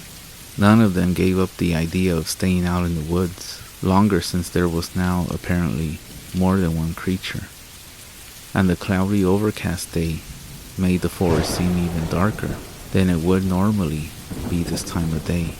Back at Jacob's, Gene informed them that there was nothing left that he could do but file it under an unknown animal sighting, which made both Kenny and Jacob anything but happy.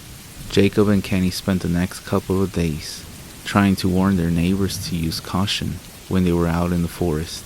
Most of their friends just laughed at them, and said they had most likely just seen a bear or something. No one believed them except William, who had also seen it himself the same day they had. He had even taken a shot at it, but missed. Jacob, William, and Kenny knew what they had seen, and they knew it was still out there, and they didn't care who believed them and who didn't. Over the next few weeks, more and more neighbors began to take the story a little more seriously, as family pets began to disappear, and other pets were found mangled. Other farms in the area began to find their cows and other livestock torn open, with their throats ripped out. Just a week after shooting the creature in his yard, Jacob's own German Shepherd was found dead, with its throat torn out, and it was hanging across a limb in a tree in his front yard. It almost seemed like a revenge killing. A few days later, one of William's new animals died the same way. Some people in the area still don't believe. They think the whole story was made up.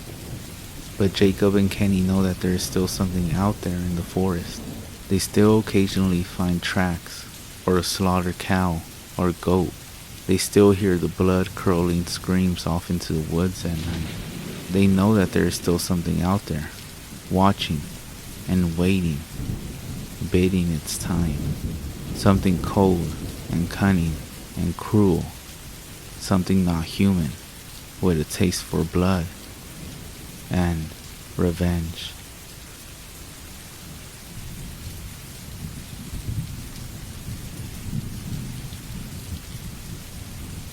My older sister, who is Irish, Italian, recently got married.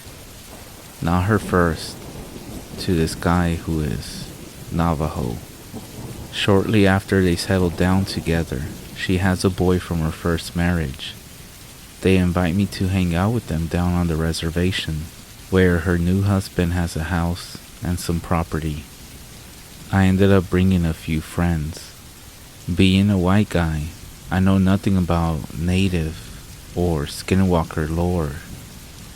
One of the friends that comes along, Gregory, however, is into horror and demons, things like that, and knows all these different werewolf, vampire, and even skinwalker stories.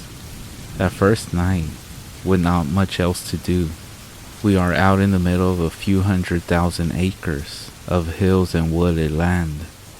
We end up sitting around a small bonfire, with him telling us one story after the next. The next day, we all take a walk to the elementary school to bring my nephew home. My sister usually picks him up, but she has some errands to run. Along the way, we pass this scraggly-looking dude sitting beneath this tree beside the road. He looks kind of old, but in a way that is difficult to say just how old. Regardless, it's definitely creepy the way he's watching us. His eyes kind of flat and dull, as if unaffected by the sunlight. As we make our way back from the school, my nephew seems pretty quiet and shy.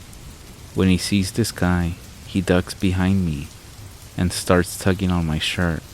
I ask him what's up, and without taking his eyes off the guy, he whispers, "I don't like that man.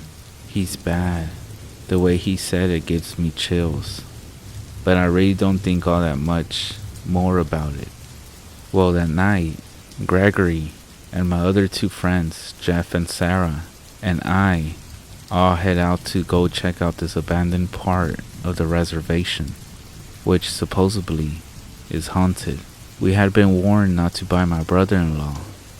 He says it is an inhabited place of ghosts of the past and some kind of dark being. Of course, that only serves to make us want to go even more. So we dismiss his warnings and ghost stories, take the keys to my sister's SUV, and off we go. When we first get there, I have to admit, it is a lot spookier looking and feeling than any one of us had expected, consisting of only a handful of abandoned structures, most of the faded and grain wood, and the biggest of which is only 2 stories. It looks to me to have been some sort of mining town. like the kind that you see on westerns on TV. Anyways, just about every window is completely busted out, with only a shared appointed pane hanging here and there. There isn't a single door still in place, and definitely not an item of any value anywhere to be seen. In fact, there isn't much of anything at all. As we walk around, going up to and looking into some of the places, but not entering, Jeff takes us to telling us how this reminds him of one of his past flings with some girl. Sarah and I rolled our eyes, as we always do when he starts waxing old memories and then goes off a little ways, leaving him and Gregory together. We find a cozy corner out of sight and start getting comfortable, if you know what I mean. We are going at it for all 5 seconds when we both notice it has suddenly turned chill. Just as we huddle together for warmness, we hear a blood-curdling scream. We jump up and run back into the direction of the SUV and where we last saw Gregory and Jeff. There, they are facing the remains of the storefront, their eyes staring straight ahead and oblivious to the fact that we are there. Sarah and I both look to where they are staring, and we see this creature, that it is a wolf-like creature, but yet not being a wolf completely. I'm still not sure to this day if it was real or not. Either way, I for one am scared, as I have never been in my life. Its body is fully covered in hair, and it had these long wraith-like fingers, which end in thick curled nails, definitely claw-like. Its head is the worst though. Its eyes are just these 2 chunks of dark coal, flat, and emotionless. Its mouth is full of small daggers. I'm not sure how long we stand there frozen.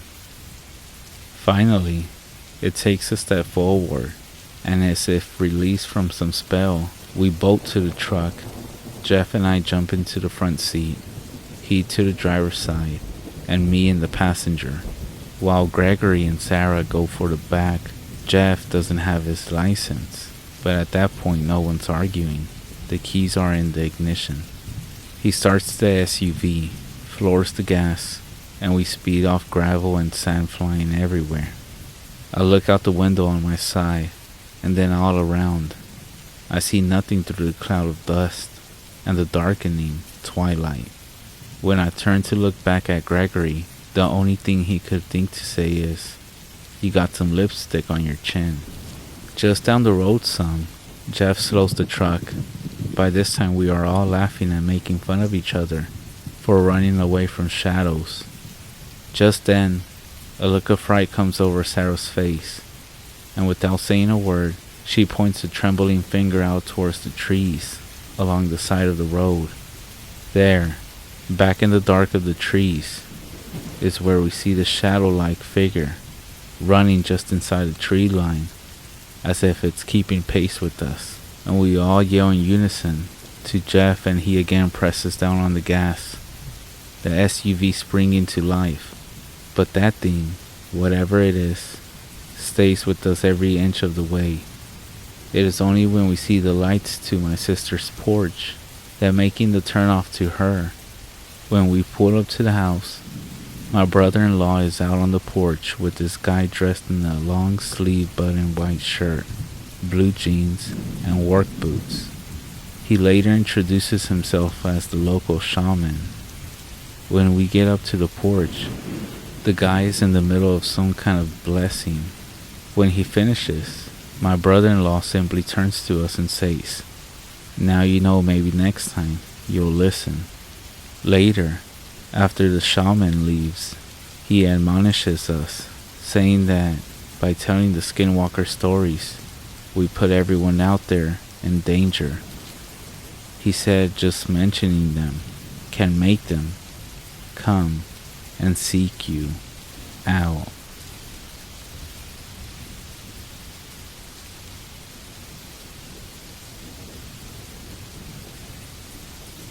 Okay, so I've been a skeptic of creepy paranormal things my entire life. I have never believed in that type of stuff, but the things I have heard, witnessed, in my grandparents' farm shakes me to my core. My grandparents own a large plot of land in central Missouri, and they have owned that land for around 40 years. I've been to that farm over 10 times, and every time I go, I always get this terrifying feeling that something is watching me. Like, there's always something behind my back. I have also had many strange encounters there that are downright bizarre.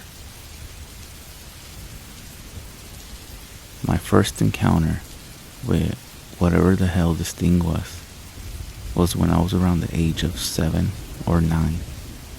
I'm currently 14. We had brought our dog named Spot to that farm. He was a silver lab who I loved dearly. I was exploring the forest behind the house, just enjoying the summer breeze, when my dog started growling. A deep, sinister growl that I had never heard him make. I turned around quickly to see what he was growling at, but I couldn't see anything but forest among more forest. While my eyes were scanning the area of where my dog was growling, some animal shot out of the brush so fast I could barely see what it was, and before I knew it, it was gone. I sat there for what felt like an eternity, absolutely flabbergasted by what I just witnessed. From what I could see of it, it looked like a coyote, but the speed at which it moved was absolutely insane. It moved like at 90 miles an hour and made almost no noise. But the most creepy part was that the place it jumped out of didn't even make an imprint of where it was laying. And from where I viewed it jumping up, I should have been able to easily see where it was hiding. Shocked by what I witnessed, I just decided that was enough and went back inside the house. My second encounter happened when I was around 10. I was visiting the place, and like usual, I was getting the feeling I was being watched. That first day was normal, and nothing really creepy happened. I was just spending quality time with family. But when night came, that's when shit started happening. I was trying to sleep in the twin bed that was shared by my mom's brother when he used to live there. That's when I heard tapping. Not tiny little taps, but loud tap. Almost like it was banging. It was coming from the direction of the window. I slowly sat up and looked at the window, but there was nothing. So I assumed it was just some animal or something like that.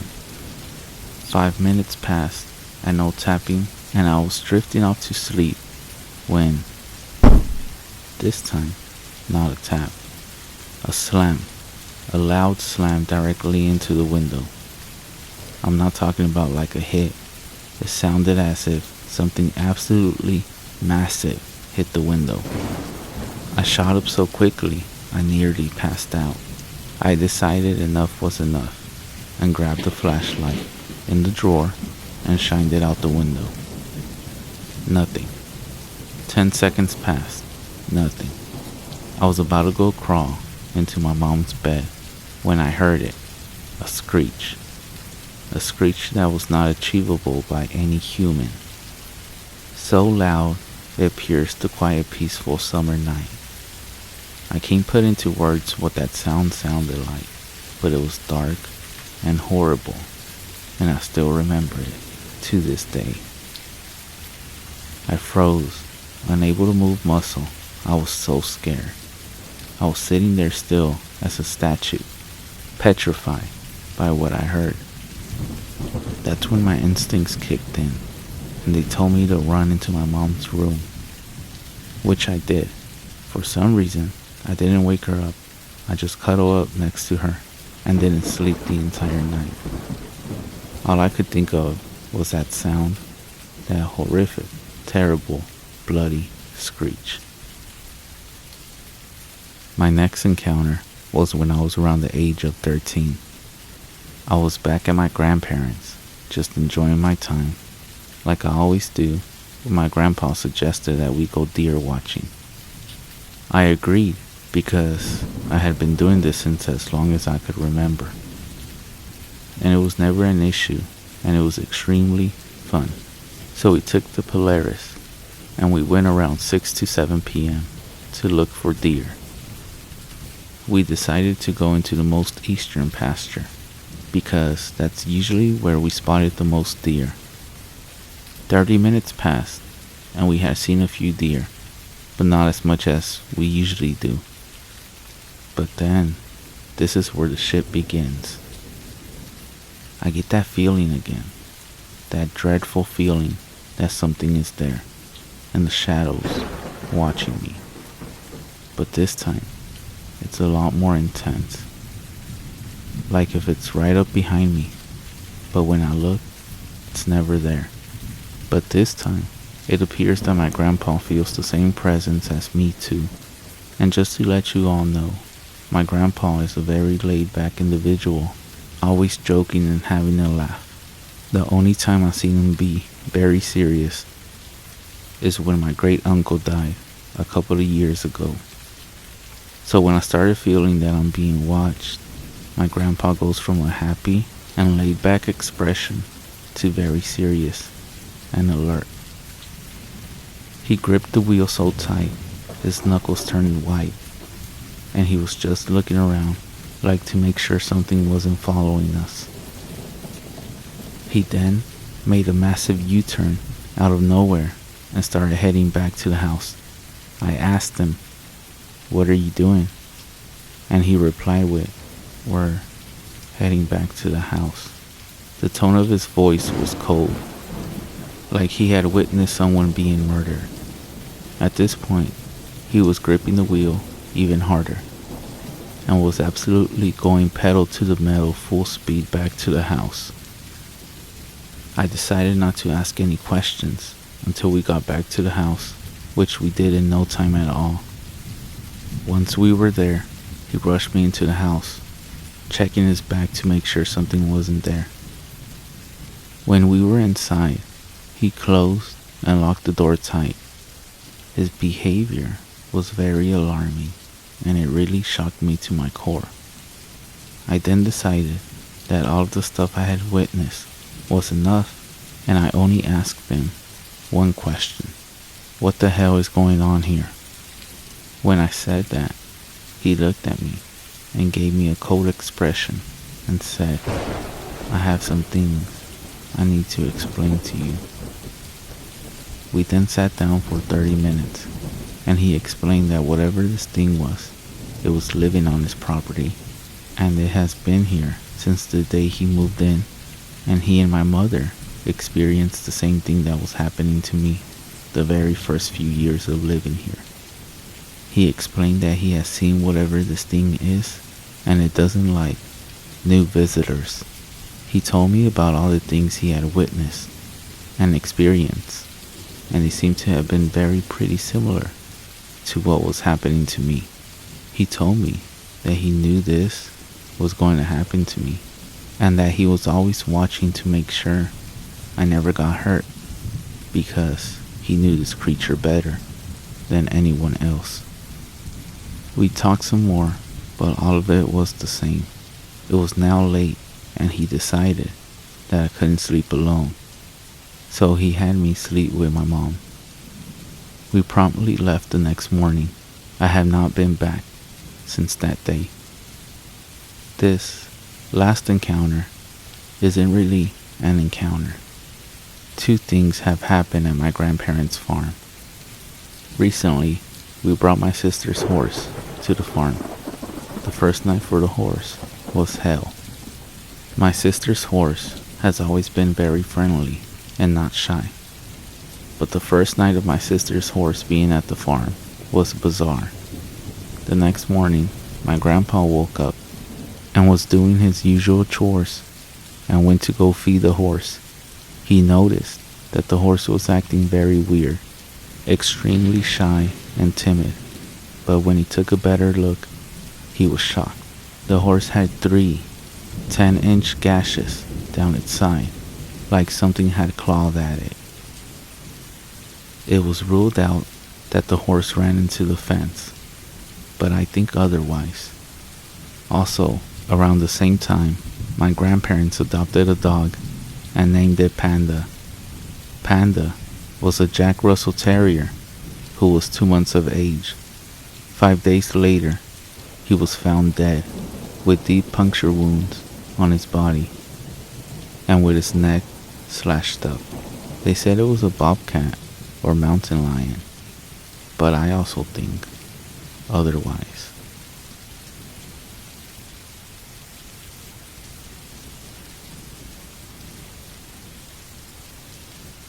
This story comes from a 28-year-old young man who calls himself Leo.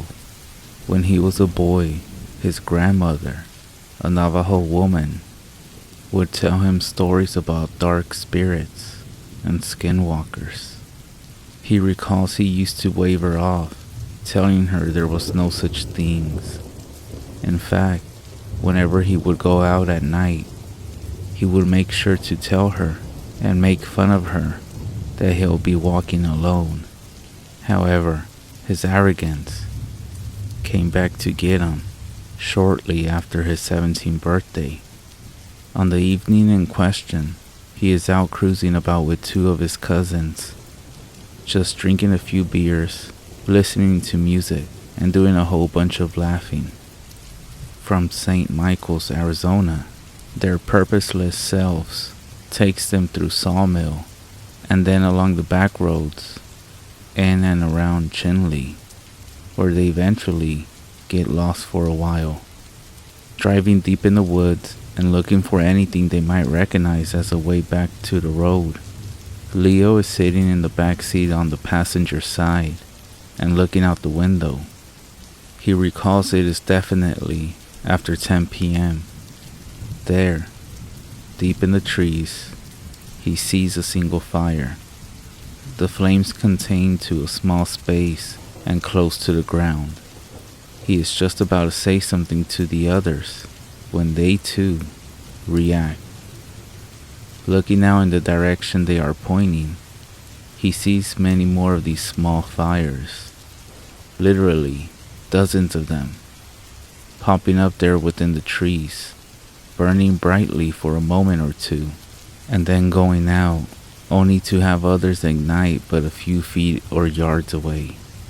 This goes on all the while they are driving along through this one stretch, and seems to be keeping pace with them.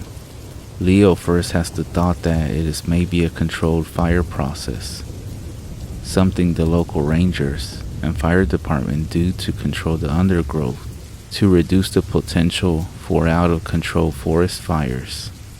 But being that it is nighttime, he quickly discards the idea. Besides, he notices and mentions to his 2 cousins that the fire so close to the base of the trees should be setting them on fire as well. Yet not one of them goes up or, from where he's looking, even gets scorched. They're both spooked and intrigued. They pull the car alongside the road and get out, beers in hand. However, they stay by the car with no desire to actually go into the woods. One of the cousins starts calling out to see if anyone will answer. The other cousin is less eager, telling everyone to be quiet and listen. But there's nothing to listen to. The fires, which continue to flare up and die down, aren't making any noise. For example, there's no crackling of anything burning, not even small twigs. Then within seconds, they find themselves standing in the dark. Every fire has now gone out, and there's not even new ones. Not believing their own eyes, they walk into the trees towards where they had agreed that one of the near fires had been. But no matter how much they look around, they can't find any sign of fire. No smoke, no charred ground, and no ashes. Nothing. There isn't even the smell of burned leaves or wood they expect to linger. But what's even more strange is that when they do go back to the car, they can't help but notice the smell of smoke on their clothes. The next morning comes, and Leo tells his grandmother and mother what he had seen. While his mother shows very little interest, there is a knowing gleam in the eyes of his grandmother, but she has nothing to say. Almost immediately after that night, Leo says everything that could possibly go wrong does. First, each one of his cousins that were with them are involved in unexplainable accidents and are hurt seriously enough. One of them receives a second-degree burn when the gas tank of a motorcycle he is working on ignites without reason or warning. The second one suffers a broken collarbone when the branch of a tree in his yard snaps and comes down across his shoulder. He too has no warning, even though he acknowledges that it is the same tree that was hit by lightning a month or so earlier. Strange enough, both accidents happen on the same day and almost at the same time. As for Leo, even though it's much less painful, all of the family vehicles break down within days of each other. It is at this point that the family makes the choice to seek the help of the local medicine man. Together, they climb into his aunt's car. She's the mother of the cousin with the broken collarbone, which had worked fine earlier that day, but now it refuses to start. Leo suggests that it's the battery, so they attempt to jumpstart it with his grandfather's truck. It is not in the best shape. It's driven only locally, and it's not even registered or insured, but it always starts. But this time, it won't turn over. Finally, they find a neighbor who is nice enough to take them. When they get to the medicine man and tell him everything, starting with the fires, he says to them, "You already know who is doing this to you." Leo recalls they all just look at one another, each without a clue. His grandmother, however, tells them that she'll explain it on the ride back home. She sends them out to the car to wait while she speaks with the medicine man. When she comes back, she tells them that it's gonna be okay. On the way back, Leo's grandmother tells them about her great-grandfather. She says that the family had a 30-acre plot, which they had been living on for generations. When he passed away, and before his own children could lay claim to the property, a man and his wife built themselves a crude hogan on the far side of the property and moved in. When her great-grandfather's sons, one of whom was her grandfather, tried to evict the man from the property, he used dark medicine to chase them off. He even kept their own father from building a house on the far side of the property along the arroyo. She then tells Leo that the woods in which he and his cousins saw the fire is the outer edge of that property, and the smoke they smelled on themselves was the mark of the Skinwalker. She says the old squatter and his wife are both more than 100 years old, and even though no one has seen them for years, she's still sure that they live there still. All Leo knows is that since the visit with the medicine man, he and his family have had no further experiences with the Skinwalker. He says that there are nights when the dogs bark, and it seems they try to break free from their chains, like there's something out in the darkness, which they want no part of. On those nights, Leo is sure to say his prayers, both in Navajo and the ones he learned in the Catholic Church. He's convinced the words will protect him from the old man and his wife, two powerful skinwalkers that he doesn't want playing around in his head.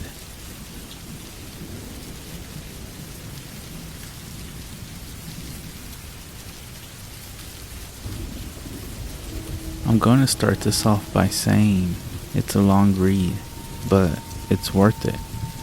My friend and I were talking about this creepy experience we had, and I'm trying to get to the bottom of it. So I figured I'll turn to Reddit for some answers, if there are any. People might think that this is fake, but I don't care, whether you believe it or not. I have no clue if this animal or creature is a skinwalker, or just a very creepy animal. This took place around 2019, and I do live in Tennessee, right on the outskirts of the Appalachian Mountains. So here it goes. 2 of my friends and I were driving on a desolated back road at night. We were jamming to music and talking. Everything was normal. I was driving. My friend Hannah was in the passenger seat, being the DJ, and our friend Chris was in the back seat behind me. Hannah was trying to pull up a song on YouTube that wasn't on Spotify, so it was silent for a bit. While she was waiting on the website to load, Chris and I were still talking. We then came up on a small animal in the road, but I didn't think anything of it. Well, I expected the animal to move pretty quickly once it saw us coming down the road, but it didn't. As I got closer, I slowed down to let the animal have enough time to run off, but it still stayed very still. It almost looked frozen, and the closer I got, I could make out that it looked like some kind of cat. The only thing was, it didn't look like any sort of cat I ever seen. It looked like it had fur, but the fur was flesh colored. Its ears were very small, almost like the ears of a kitten, even though it was only a tiny bit bigger than a house cat. It was laying in a way that looked like the Sphinx was facing us. The scariest thing about it though was its eyes. Not to sound over dramatic, but its eyes literally looked like the pits of hell were burning inside of them. They were bright red, orange light, and had twinkles of yellow in them that reflected off the headlights. As we got closer, the whole car was silent, and I just stared ahead. This cat scared the shit out of me, and it still wasn't moving. I felt a huge pit in my stomach and began having intense anxiety. It was almost like I was frozen, but I was not about to stop to figure out what this cat was. At this point, I had to steer around a bit to pass it without hitting it. I was like 3 inches away from touching this thing, and as I slowly crept by it, I watched it through the window the entire time, and it didn't even flinch, and the eyes still had the same glow even without my headlights directly on it. After we passed it, about 5 seconds later, Chris yells, "What the fuck was that?" I immediately start freaking out and shout, "I don't know." Hannah looks up from her phone and says, What did y'all see?" She looked behind us and kept asking. We explained what happened, and she said, "I didn't see anything behind us." Chris and I looked back, and sure enough, it was gone. We drove up the road to a church and turned around in the parking lot. We now wanted to get back to Hannah's as soon as possible. When we got back, we rushed in and told her mom what we saw. But we didn't mention that it looked like a cat. We described it as a small animal. Her mother stops for a minute and says, "Was it a cat?" We were blown away. We told her it was. And she said that her and a cousin came across the same exact thing when they were teens, only it was in a different area, and they saw it peeking out of the bushes. She still to this day doesn't know what it was, and she said that she thinks about it from time to time, even after 30 years. So I guess I want to know a few things. What was this? It didn't look like a bobcat, mountain lion, or fox. Is it a demon? Skinwalker, Wendigo, or unknown creature. I heard all of the legends regarding the woods at night. Don't look up in the trees, don't respond if your mother calls your name. But everyone I have told this to tells me it was most likely a scared bobcat, or that they never heard of anything else before. So if anyone makes it this far and has some answers, I would greatly appreciate any answers.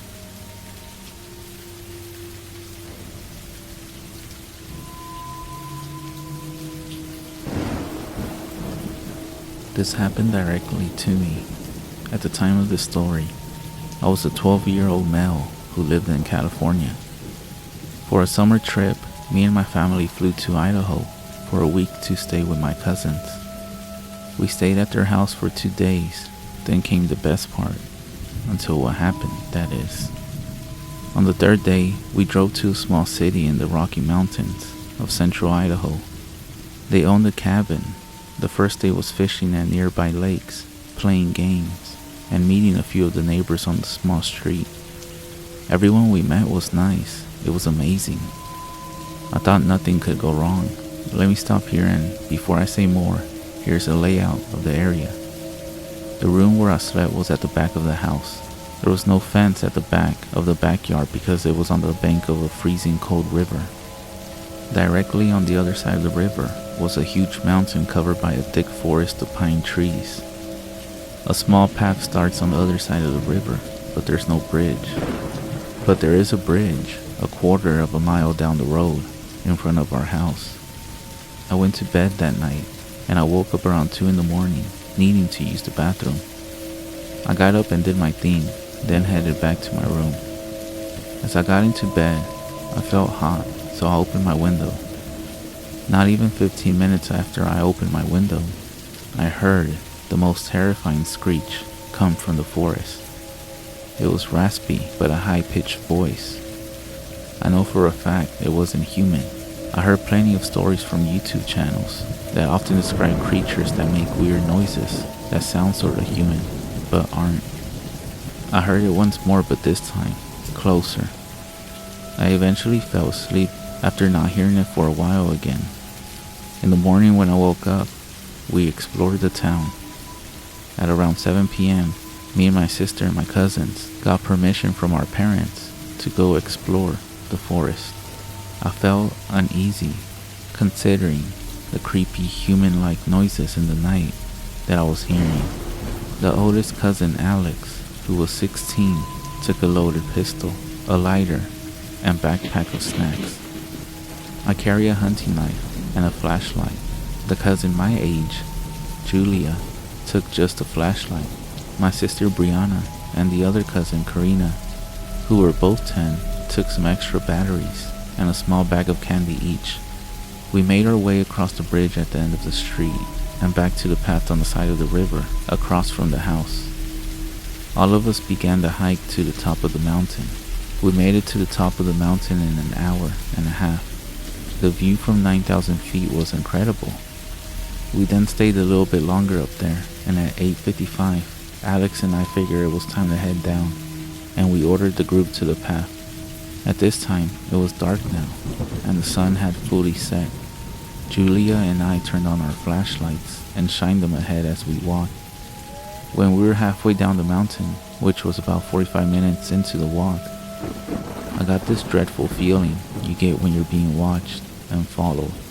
Seconds later, I heard something coming from the bushes, a few yards into the side of the path that we were walking on.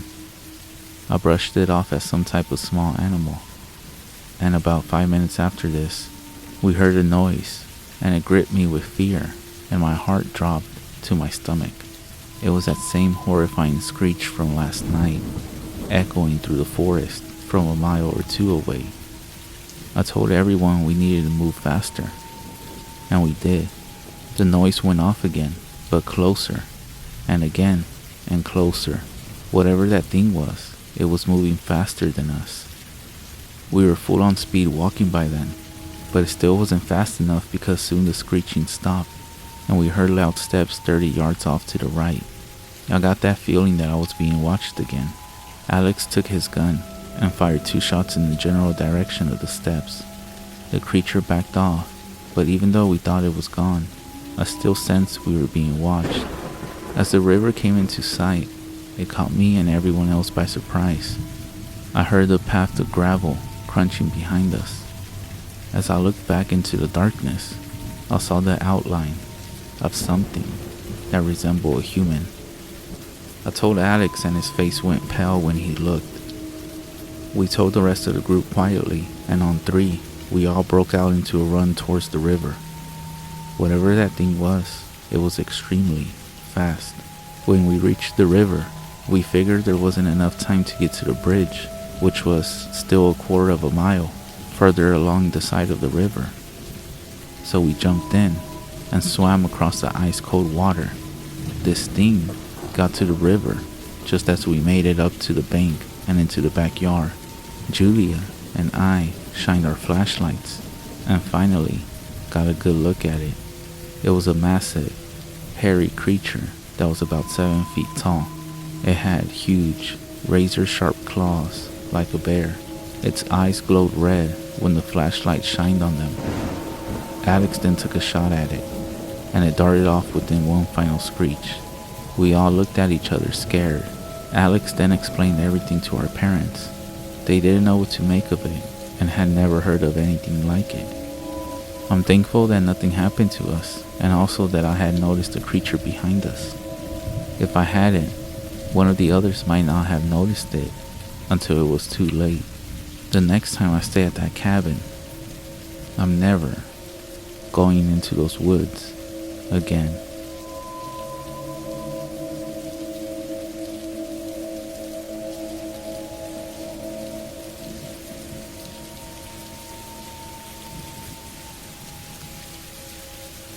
This story comes from Gallup, New Mexico. Family members are inside their home and getting ready for bed. All of a sudden, the dogs outside start raising a ruckus. The man of the family, including an uncle and some nephews, go outside to investigate, concerned about coyotes getting into the hen house. They think they see something moving about within the trees to the back of the house. The uncle picks up a handful of rocks and throws one after another into the trees. However, they hear or see nothing further outside of the ordinary, and so they end up returning to the house. With everything normal, the night is quiet and the dogs have stopped barking. They decide it's safe to go into bed. Just then, they hear a loud rustle from the trees, from the limbs whipping and branches snapping. They rush back out to the yard. All is quiet again. For 30 minutes or so, they stand guard, but not even the wind is blowing. The next morning, they go back outside and see that the gate to the hen house, as well as the door, is wide open. All of the birds are gone. The man ends up searching the yard, and out by the outhouse, they discover, instead, an odd set of tracks going back and forth, as if something upon 2 feet was pacing between there and the trees. Finding no signs of the chickens, they return to the area around the hen house to look for similar tracks, knowing that only one person or someone similar could have opened the gate and the door. But the only marks they find are within the pen, and they all belong to chickens.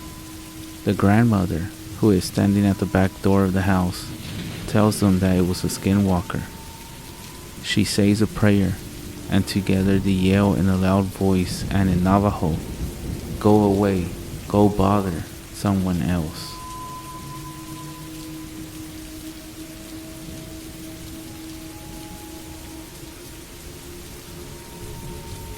It all started when summer came, and me and my 3 friends, Leah, Kathy, and Jennifer, were all planning to go camping. Leah asked her dad if he could drop us off, and he agreed. When the next day came, we started heading up. Leah's dad had set up the camper that we were using.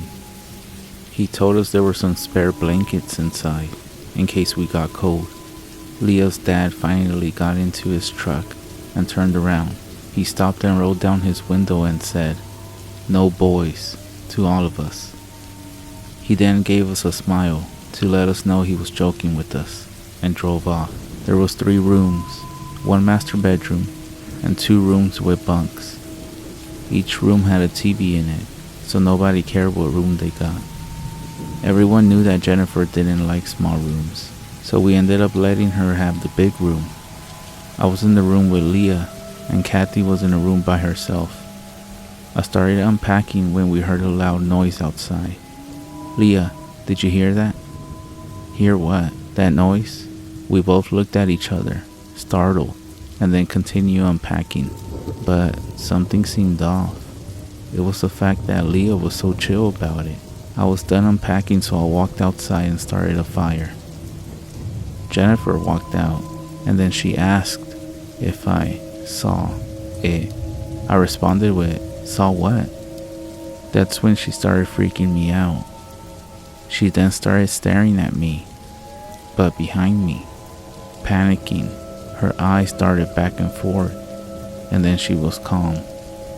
I felt as if something was watching me, so I turned around, and I saw an orb in the corner of my eye, reddish, black, but by the time I turned around to fully look, it was gone. I was so freaked out, because we were in the middle of nowhere, you can say, and it was only the 3 of us, by ourselves. I then told Kathy that she could cook instead. We had her family secret recipe of shepherd's pie, and a bunch of vanilla cupcakes. There were about a dozen cupcakes left in the open box, so we just left it on the table and went to bed. I could hear the TV coming from Kathy's room, so I punched the wall and told her to be quiet. Right after I said it, everything went quiet. But then, there was a small scream in the distance. It didn't sound human. It gave me chills that ran down my spine. But I ended up dozing off. But then, I woke up in the middle of the night, hearing noises, like if someone was in the kitchen. I wake up Leah, and then we walk out into a small hallway that led into the kitchen. We saw Jennifer sitting on the table, just staring straight ahead, with Kathy being right behind me. We were looking at her, and Jennifer was making weird noises, weird sounds. She was really creeping us out. She never did this or stared into space this often. But then I noticed something in the corner of my eye. It was a shadow. It was staring at Jennifer, and then it slowly turned to face me and Kathy. I froze. Kathy froze. Then Jennifer looked at us as if she was being mind controlled. And then this figure or shadow ran out the window, and Jennifer dropped her head into the table. We were trying to wake her up afterwards, but she wouldn't wake up. This experience still scares me to this day, and it is only one of the creepiest things I have ever seen. Me and the others are still very close friends. We even live together now. But we all remember that night and whatever it was that we saw. It turns out that Jennifer remembers seeing it in the daytime, but she says she doesn't remember anything when nighttime came and when we saw it.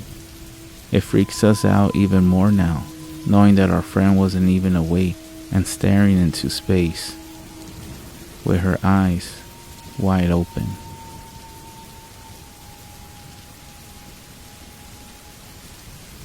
So I want to first say that I don't know much about skinwalkers and other creatures of similar nature. I just now started learning of their potential existence. So now I'm willing to learn and be educated even more on these topics, especially ever since I came across something at night. There's this park my girlfriend and we used to go to smoke there a lot.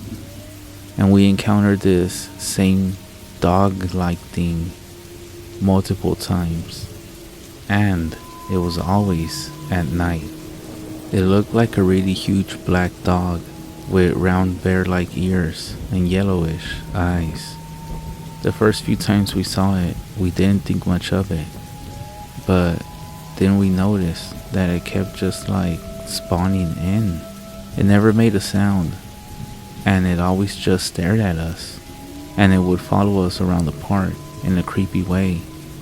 And just an FYI, we encountered this dog while we were high and while sober on many different occasions. Anyways, we ended up not going to that park no more.